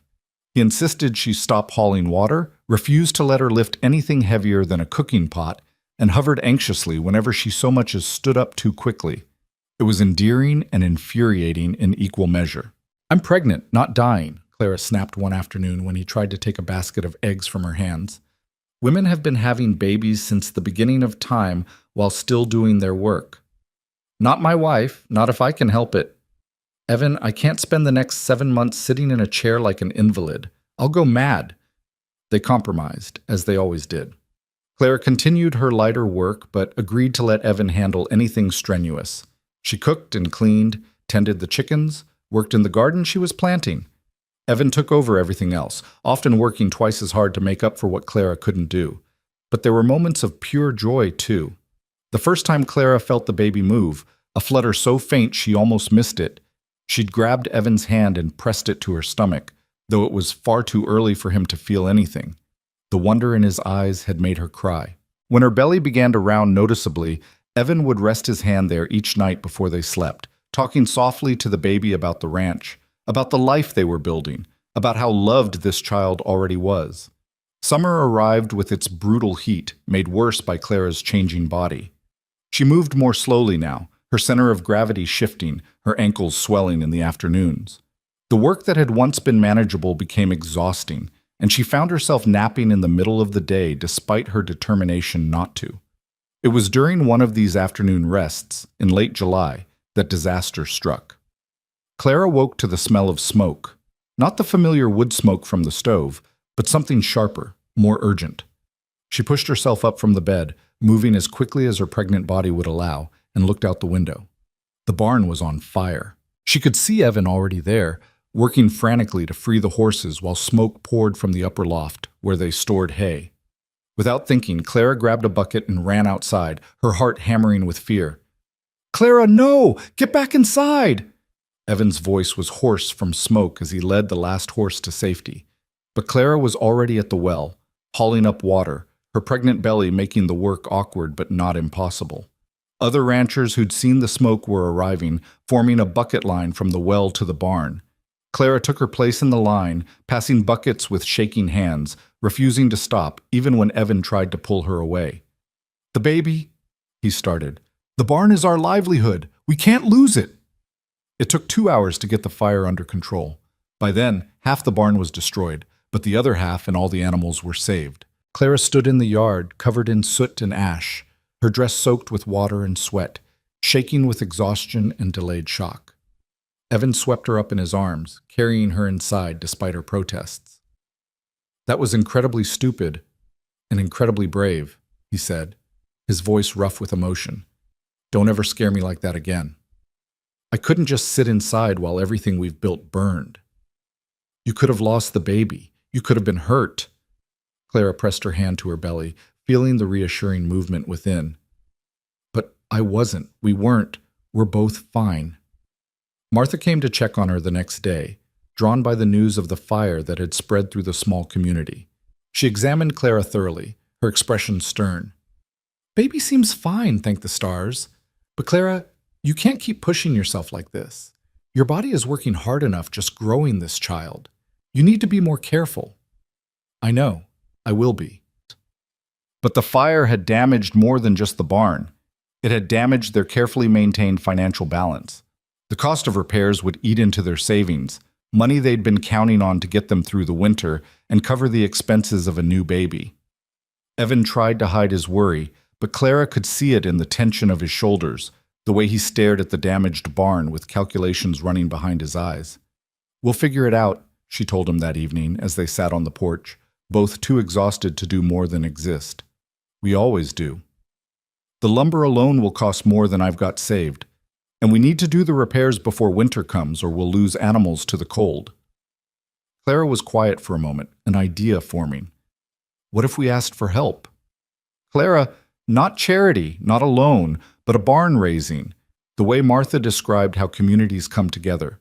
We provide the lumber and food. They provide the labor. It's what neighbors do. Evan looked uncomfortable with the idea of asking for help, but Clara could see him considering it. I don't know if I can ask people to give up their time for us. You're not asking, I am.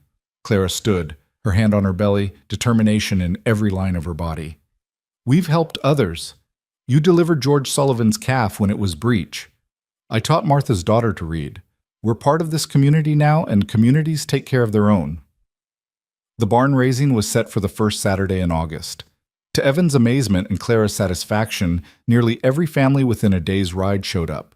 Men arrived with tools and know-how, women brought food enough to feed an army, and even the children helped, running supplies and keeping everyone in water. Clara moved through the organized chaos, directing the food preparation, making sure everyone was fed and hydrated, feeling more grateful than she could express. This was what she'd given up Boston society for. Not isolation, but this. Real community, people who showed up when times were hard, who gave freely because they knew the same would be done for them. By sunset, the barn wasn't completely finished, but the major structural work was done. The men promised to return the following week to complete the details.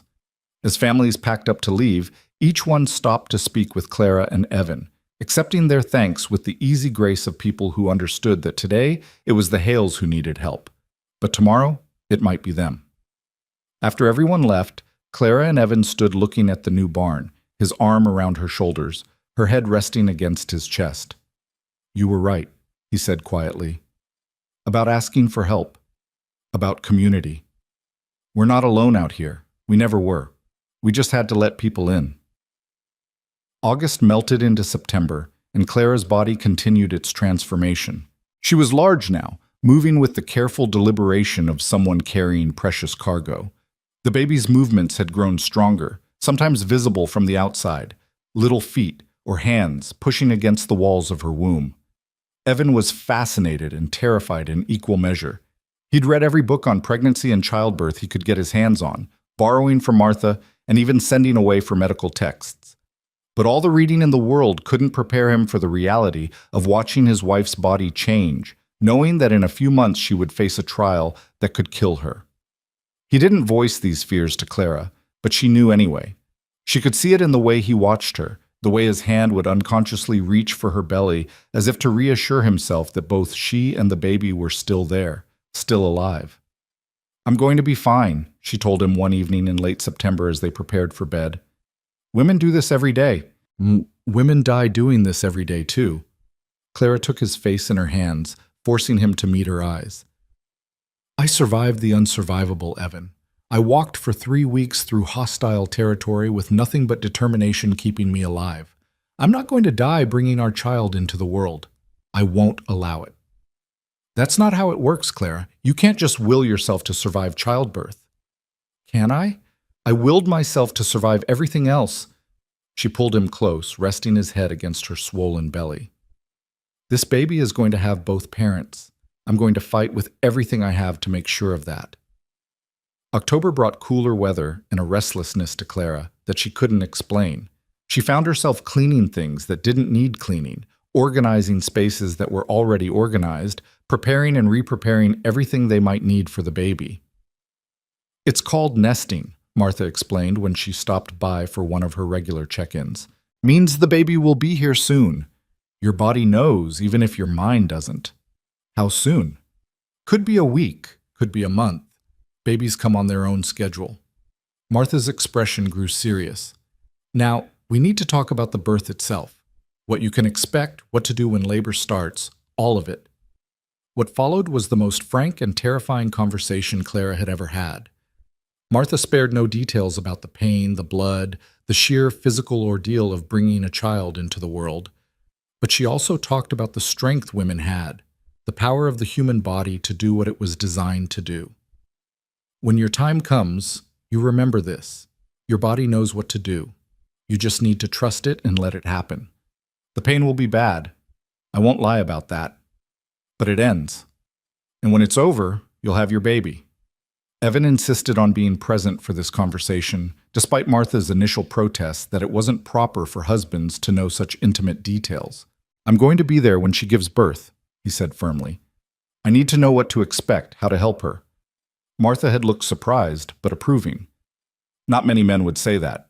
Most prefer to wait outside and let the women handle it. I'm not most men, and Clara isn't facing this alone.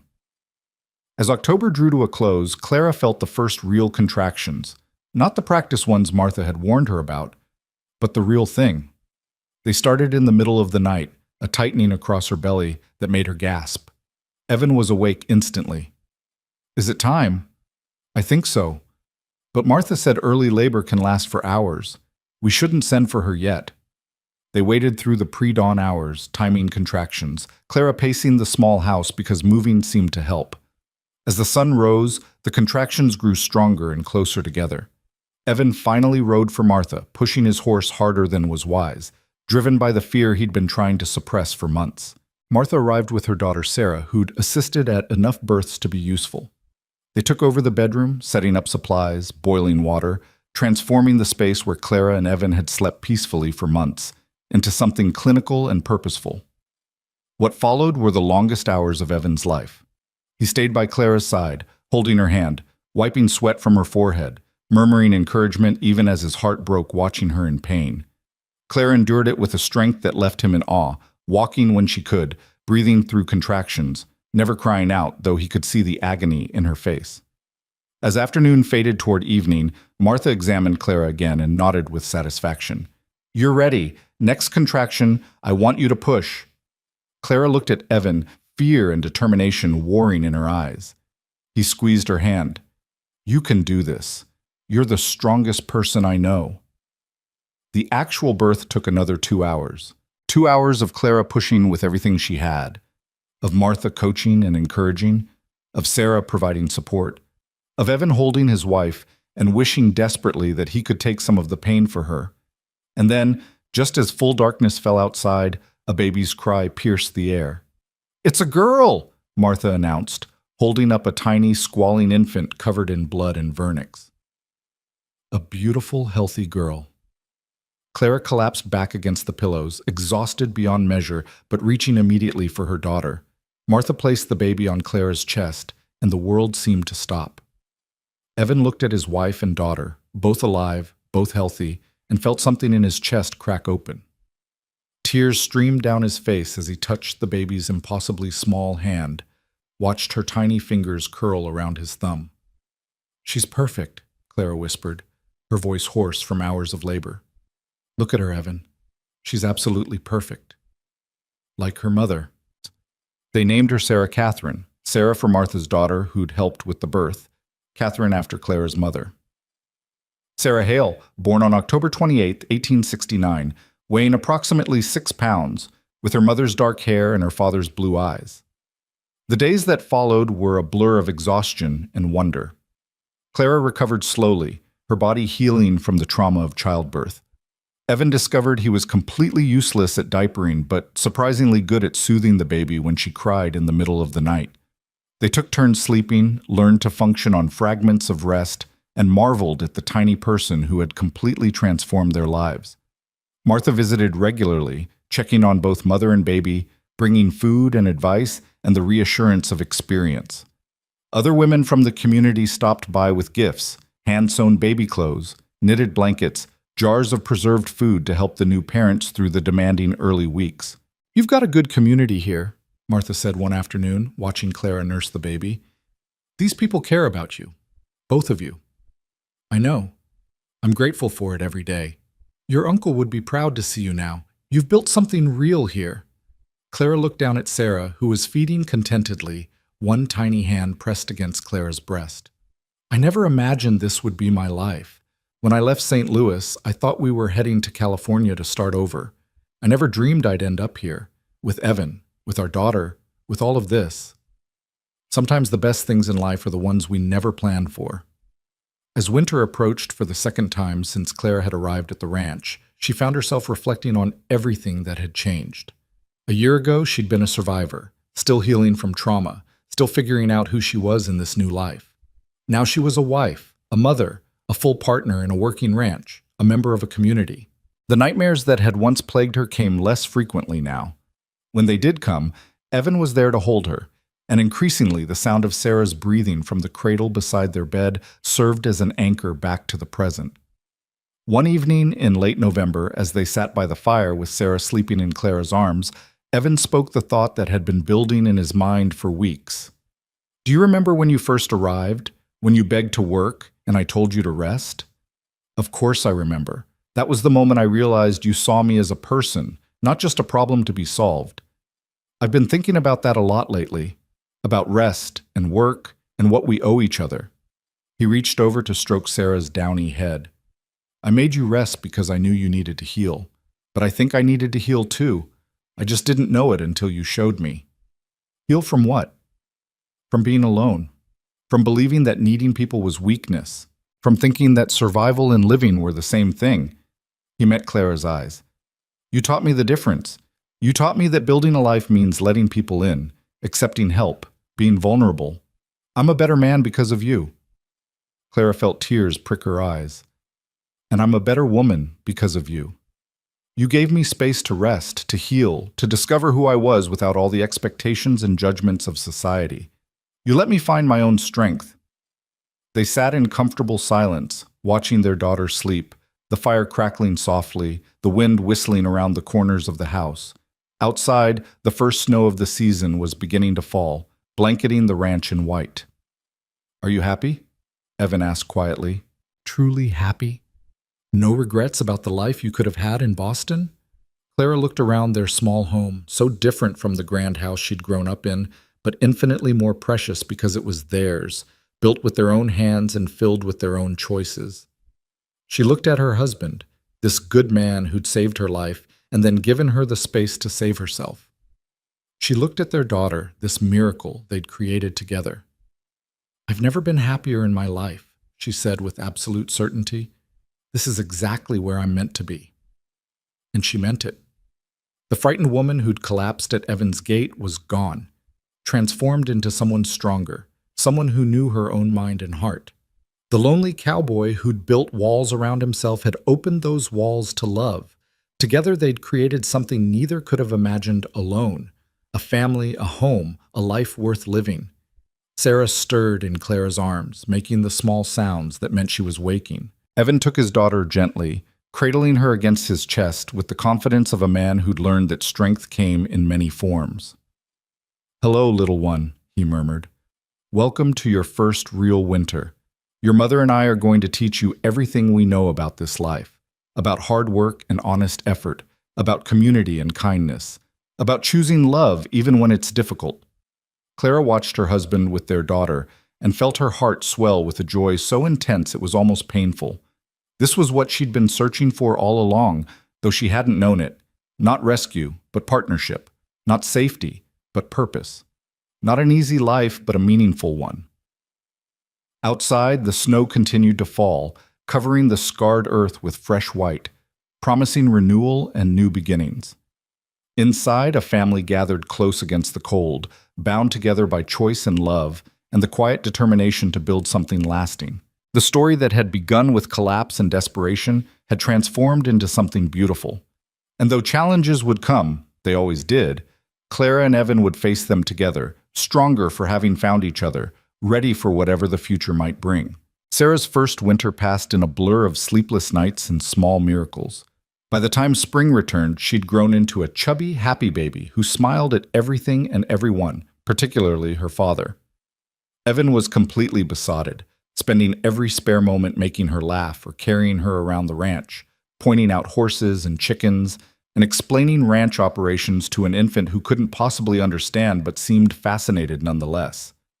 "You're going to spoil her rotten," Clara observed one morning, watching Evan bounce Sarah on his knee while trying to drink his coffee one-handed. "That's my right as her father. Besides, she's perfect. Perfect things deserve to be spoiled." Clara laughed, but there was truth in the easy happiness that had settled over their home. The ranch was prospering in small but meaningful ways. The rebuilt barn stood strong, the herd had grown, and Clara's garden promised a bountiful harvest. More than that, they'd found their rhythm as parents and partners, the balance that came from knowing each other deeply and choosing each other daily.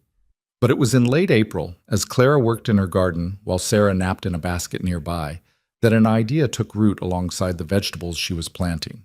She'd been thinking about it for weeks, turning it over in her mind, examining it from every angle before daring to speak it aloud. That evening, after Sarah was asleep and they had their rare moment of quiet together, Clara broached the subject that had been occupying her thoughts. "I want to start a school." Evan looked up from the saddle he was mending, surprise clear on his face. "A school?" "There are at least a dozen children within riding distance of here, and none of them are getting any education. Their parents are too busy with ranch work to teach them, and the nearest real school is 2 days' ride away." Clara leaned forward, her enthusiasm building as she explained. "I could teach them to read and write, basic arithmetic, history, literature. My father always dreamed of education reaching the frontier. He used to say that schools civilized places more than churches or laws ever could." "Where would you hold this school, and when would you have time with Sarah to care for?" "I could start small, a few hours, 2 or 3 days a week, right here in our front room. And Sarah could be here too. She'd grow up surrounded by learning, by other children." Clara reached for his hand. "Evan, I need this. I need something that's mine, something meaningful beyond cooking and cleaning. I love being a wife and mother, but I need to be more than that too." Evan was quiet for a long moment, and Clara held her breath, afraid he'd say no, that he'd tell her a woman's place was in the home, nothing more.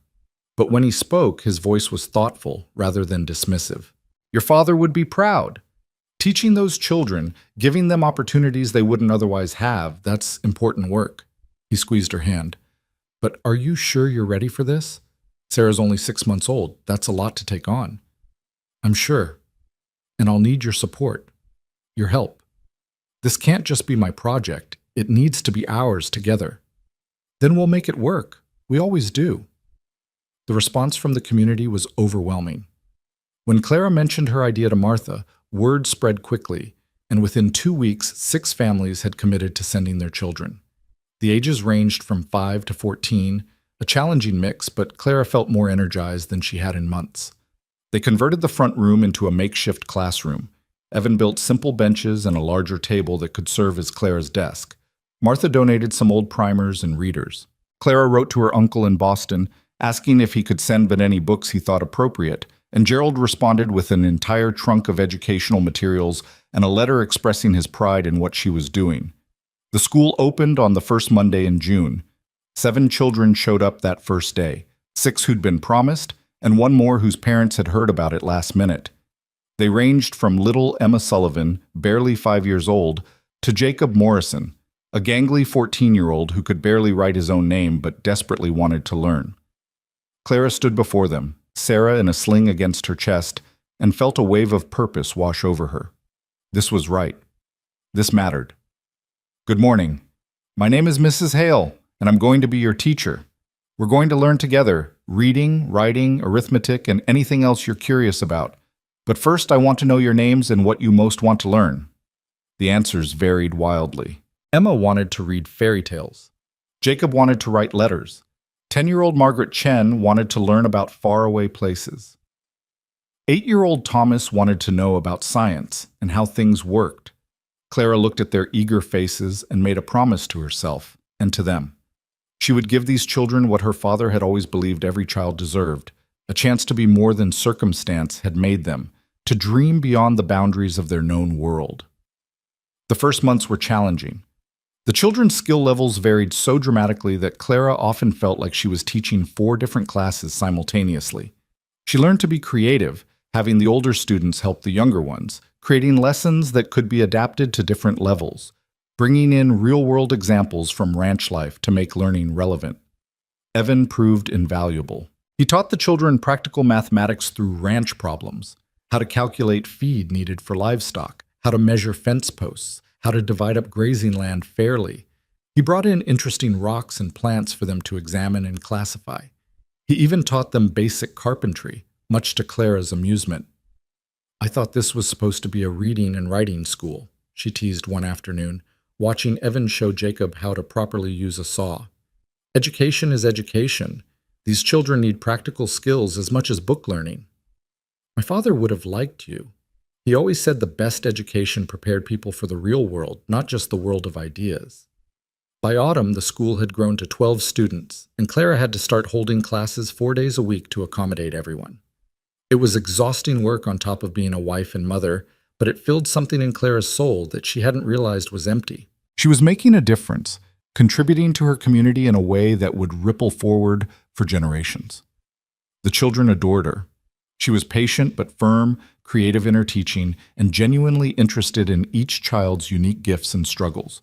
Parents reported that their children were reading at home, practicing their letters, asking questions about everything.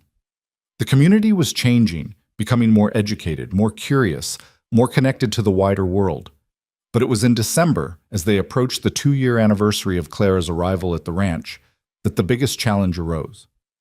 Sarah had just started walking, toddling around with the determined instability of all 1-year-olds, when Clara realized she was pregnant again. This time, there was no fear, only joy mixed with practical concern about logistics. How would she manage the school with 2 children? But Evan's response was immediate and certain. "We'll figure it out. Maybe we can get one of the older girls to help with Sarah during school hours, or Martha's daughter. The point is, we'll make it work because this school matters." The second pregnancy was easier than the first, perhaps because Clara knew what to expect, perhaps because she was too busy to worry. She taught through her morning sickness, through the exhaustion, through the growing awkwardness of her changing body. The children were remarkably understanding, the older ones helping with Sarah when Clara needed a moment, the younger ones bringing her wildflowers and showing extra care. In June of 1871, Clara gave birth to a son. They named him James, after Evan's father, and he came into the world with less drama than his sister. A quick labor, a healthy delivery, Clara recovering faster than Martha had expected. "You're getting good at this," Martha joked, examining both mother and baby the day after the birth. "I wouldn't say good. Better, maybe." With 2 children now, life became a carefully orchestrated dance. The school continued with some modifications. Clara held classes 3 days a week instead of 4, and Sarah's daughter Ruth came to help with the babies during school hours. The older students, particularly Margaret and Jacob, stepped up to take on more teaching responsibilities for the younger children. It was working. Not perfectly, not easily, but it was working. Clara had found a way to be everything she wanted to be: wife, mother, teacher, member of a thriving community. The woman who'd collapsed at Evan's gate, broken and lost, was completely gone now, replaced by someone stronger, more certain, more fully herself than she'd ever been. The years that followed brought both growth and challenge.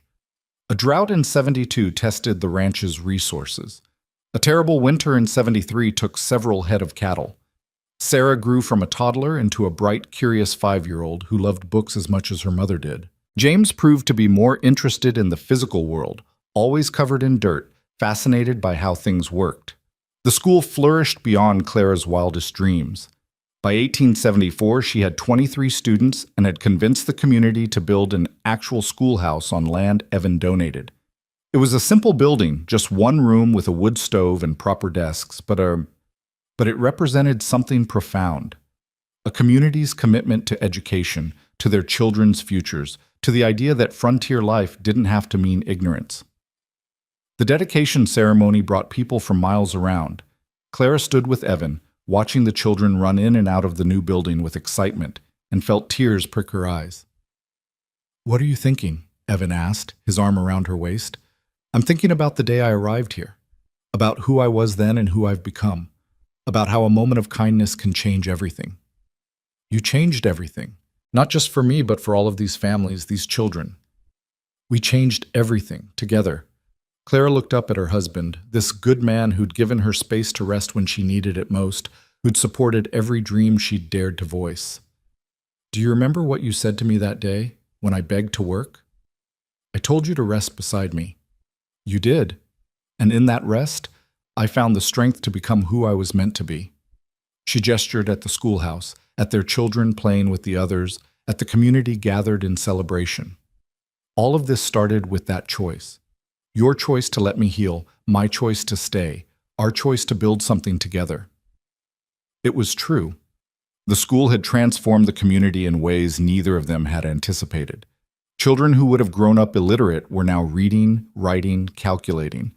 Some of the older students had gone on to further education, returning with new skills and ideas. The community had grown more prosperous, more connected, more forward-thinking. But more than the practical benefits, the school represented something deeper, a commitment to the future, a belief that investing in children's education was investing in hope itself. Clara's father would have been so proud to see his daughter carrying forward his dream, bringing education to the frontier in a way he'd never been able to do himself. As the dedication ceremony wound down and families began heading home, Martha pulled Clara aside. "You've done something remarkable here, you know. Not just the school, though that's wonderful, but you've shown these women, these frontier wives who thought their only value was in cooking and cleaning and bearing children, that they can be more, that they can have purpose beyond their homes. I couldn't have done any of it without Evan's support. That's my point exactly.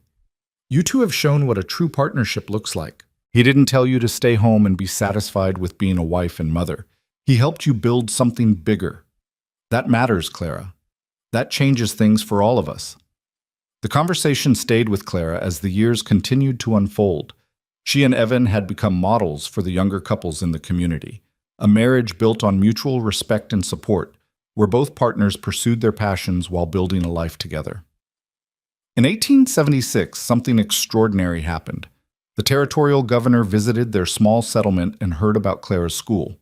He came to observe a day of classes, sitting in the back while Clara taught reading to the younger students, and Jacob, now 20 years old and her assistant teacher, worked with the older ones on advanced mathematics. Afterward, the governor spoke with Clara privately in the schoolyard while children played around them. "Mrs. Hale, I'm impressed by what you've built here. The quality of education these children are receiving rivals what I've seen in much larger towns with far more resources." "Thank you, sir. We do our best with what we have. I'd like to propose something. The territory is working to establish a formal education system, teacher training programs, standards for frontier schools. I'd like you to be part of that effort, to help train other teachers, to share what you've learned about education in remote areas." Clara felt her heart race with excitement and uncertainty. That would mean traveling, being away from my family. Not extensively, perhaps a few weeks a year, visiting other settlements, conducting training sessions. Your husband and children could even accompany you sometimes. The governor smiled. "You've proven that education can thrive anywhere there's a dedicated teacher and a supportive community. Other places need to learn from your example." That evening, Clara discussed the offer with Evan over dinner while their children, now 4 of them, with twin girls born in 75, ate and chattered around the table. "What do you want to do?" Evan asked. "I want to say yes, but I don't want to neglect our family." "You're not neglecting us by pursuing something important. Clara, you've built something extraordinary here. If you can help replicate that in other places, reach more children who need what you're offering, then you should do it." Sarah, now 7 and already reading at an advanced level, looked up from her plate. "Mama, if you help other teachers, that means more children get to learn to read like me, right?" "That's right, sweetheart." "Then you should do it. Everyone should learn to read. It's the best thing." Clara looked around the table at her family, her husband, whose support had made everything possible, her children who were growing up believing that women could be teachers and leaders and more than just mothers. She thought about the woman she'd been when she arrived here, broken and lost, and the woman she'd become through rest, love, and the freedom to discover her own purpose. "I'll do it," she decided. "We'll make it work, together, like we always do." The years that followed brought Clara's influence far beyond her small settlement. She traveled across the territory, teaching teachers, helping communities establish schools, showing parents the value of education for their children. Evan often came with her, bringing the children, turning these trips into family adventures that exposed their kids to different places and people. The original school continued to thrive under Jacob's full-time leadership, with Clara serving as a guiding presence and occasional substitute teacher. She'd trained him well, and he'd proven to be a natural educator, patient and creative and deeply committed to the children's success. In 1880, when Sarah was 11, she asked her mother a question that showed how much had changed in the 12 years since Clara's arrival. "Mama, when I grow up, can I be a teacher like you? Or do I have to just be someone's wife?" Clara knelt down to her daughter's eye level, taking her hand seriously. "Sarah, you can be whatever you want to be. You can be a teacher, or a doctor, or a rancher, or a wife and mother, or all of those things at once if that's what you choose. The point is that it's your choice. Never let anyone tell you that being a woman limits what you can become. Is that what Grandpa Gerald told you when you stayed here instead of going to Boston? Clara smiled, impressed by her daughter's memory and understanding. Actually, your great-uncle tried to tell me I was making a mistake, but I knew my own heart, just like you'll know yours when the time comes. And Papa let you choose? Papa didn't let me do anything. We chose together to build a life where we both could be who we needed to be. That conversation encapsulated everything Clara and Evan had built together. A marriage of equals, a family where everyone's dreams mattered, a community where women could be more than their traditional roles if they chose. By 1882, 14 years after Clara's arrival, the transformation was complete. The ranch had grown into one of the most prosperous in the territory. The school served over 40 students and had produced several graduates who'd gone on to become teachers themselves, spreading education even further. Clara's work with the territorial education system had helped establish standards and training programs that were raising the quality of frontier education across hundreds of miles. But more than the tangible accomplishments, what mattered most to Clara was the life she'd built. A marriage that had weathered drought and hardship and the daily challenges of frontier life, emerging stronger each time. 4 children who were growing up literate, curious, believing that their potential was unlimited regardless of their gender. A community that valued education, that supported women's pursuits beyond the home, that understood that investing in the future meant investing in children and teachers. One evening in late summer, as the sun set over the land they'd worked so hard to cultivate, Clara and Evan sat on their porch watching their children play in the yard. Sarah was reading to the younger ones under a tree. James was building something intricate with pieces of wood. The twins were running in circles, laughing at nothing and everything. "Do you ever think about that day?" Evan asked quietly. "The day I found you at the gate?" "All the time. It was the worst day of my life and the best day of my life, all at once. I remember thinking you looked like a ghost, like something already dead that was just taking a few more steps before finally falling." Clara leaned her head against his shoulder. "I was dead, in a way. Everything I'd been, everyone I'd loved, all of it was gone. But you gave me space to rest, to grieve, to find out who I could become. You gave me a reason to live instead of just surviving." They sat in comfortable silence, a silence earned through years of partnership and understanding. Finally, Clara spoke the thought that had been forming in her mind for days. "I want to write it all down, our story, not for publication or anything grand, just for our children and their children, so they understand where they came from, what we built, why education and choice and partnership matter so much." "What would you call it?" Clara thought for a moment, then smiled. "I can work, sir," she begged. The cowboy said, "No, you can rest beside me." Evan laughed, the sound rich and warm. "That's quite a title." "It's the truth. That moment changed everything. You could have put me to work immediately, taken advantage of my desperation. Instead, you gave me the one thing I needed most, time to heal. And in that healing, I found not just survival, but a life worth living. We found it together. Yes, together." As darkness fell and the children reluctantly came inside, Clara found herself reflecting on the long journey from that terrible day at the gate to this moment of peace and purpose. She'd lost everything, family, security, the life she'd known. But in that loss, she'd found something greater, agency over her own choices, a partnership built on equality and respect, work that mattered and reached beyond herself, a family she'd chosen and built with intention. The nightmares that had once plagued her rarely came anymore. When they did, they were distant things, memories that no longer had power over her present. She'd survived, yes, but more importantly, she'd thrived. She'd taken the broken pieces of her life and built something beautiful. That night, after the children were asleep, Clara sat at the desk Evan had built for her and began to write. She started with the attack, with the 3 weeks of desperate survival, with collapsing at the gate. She wrote about Evan's kindness, about learning to trust again, about falling in love with a man who saw her as an equal. She wrote about building the school, about watching her children grow, about discovering that purpose could be found in teaching and learning and serving community.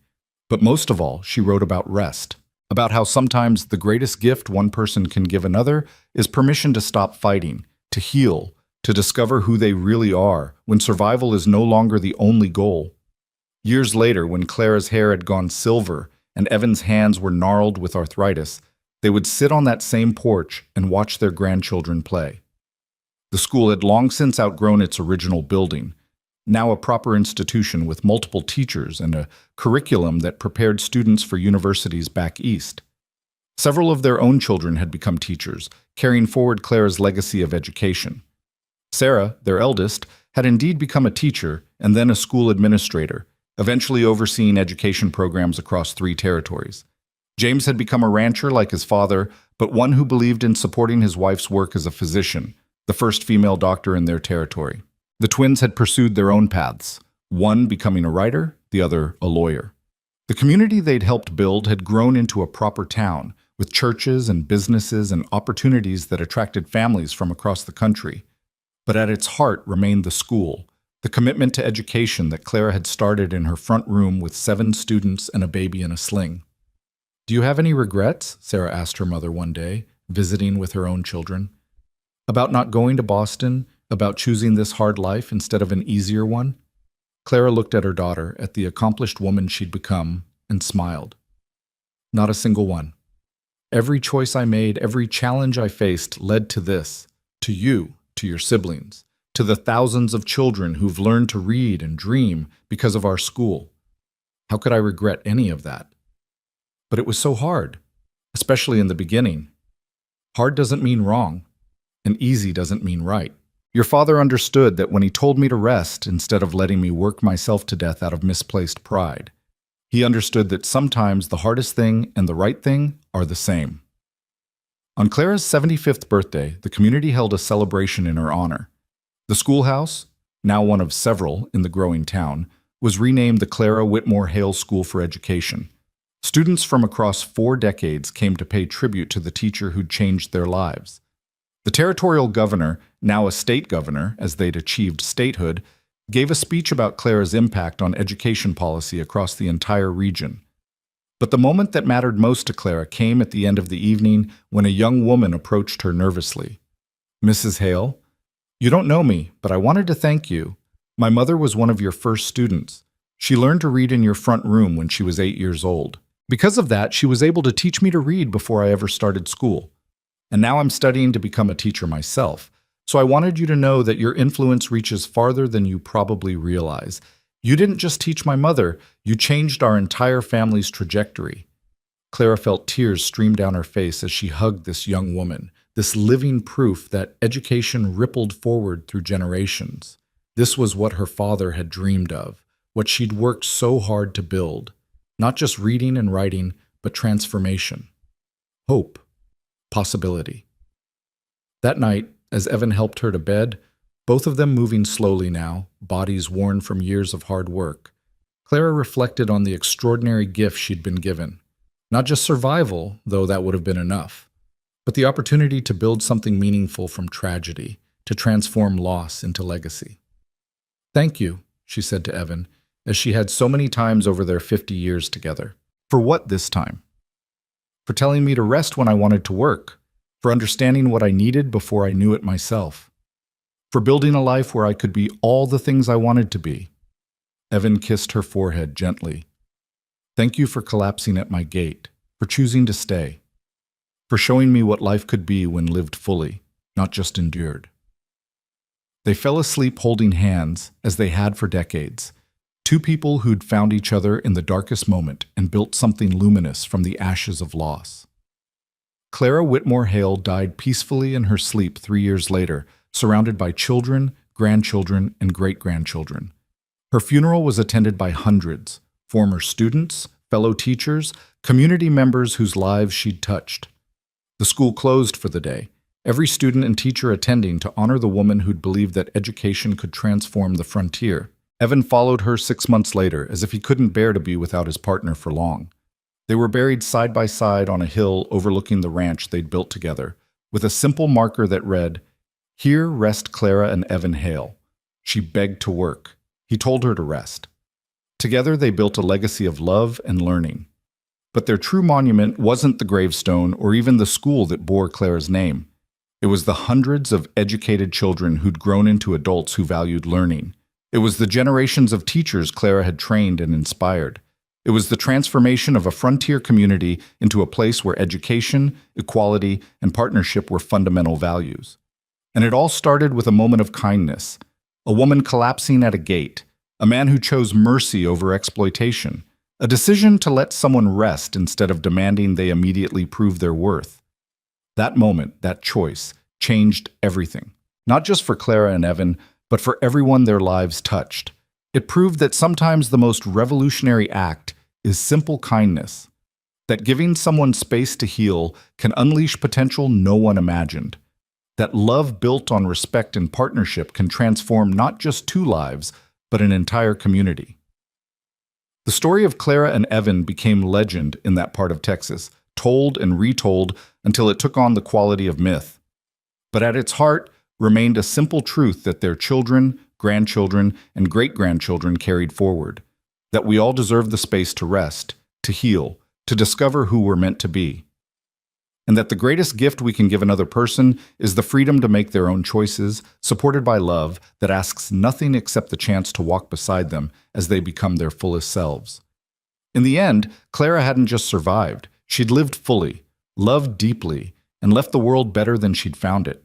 And it all began the day she collapsed at a cowboy's gate and heard the words that would change her life forever. "No, you can rest beside me."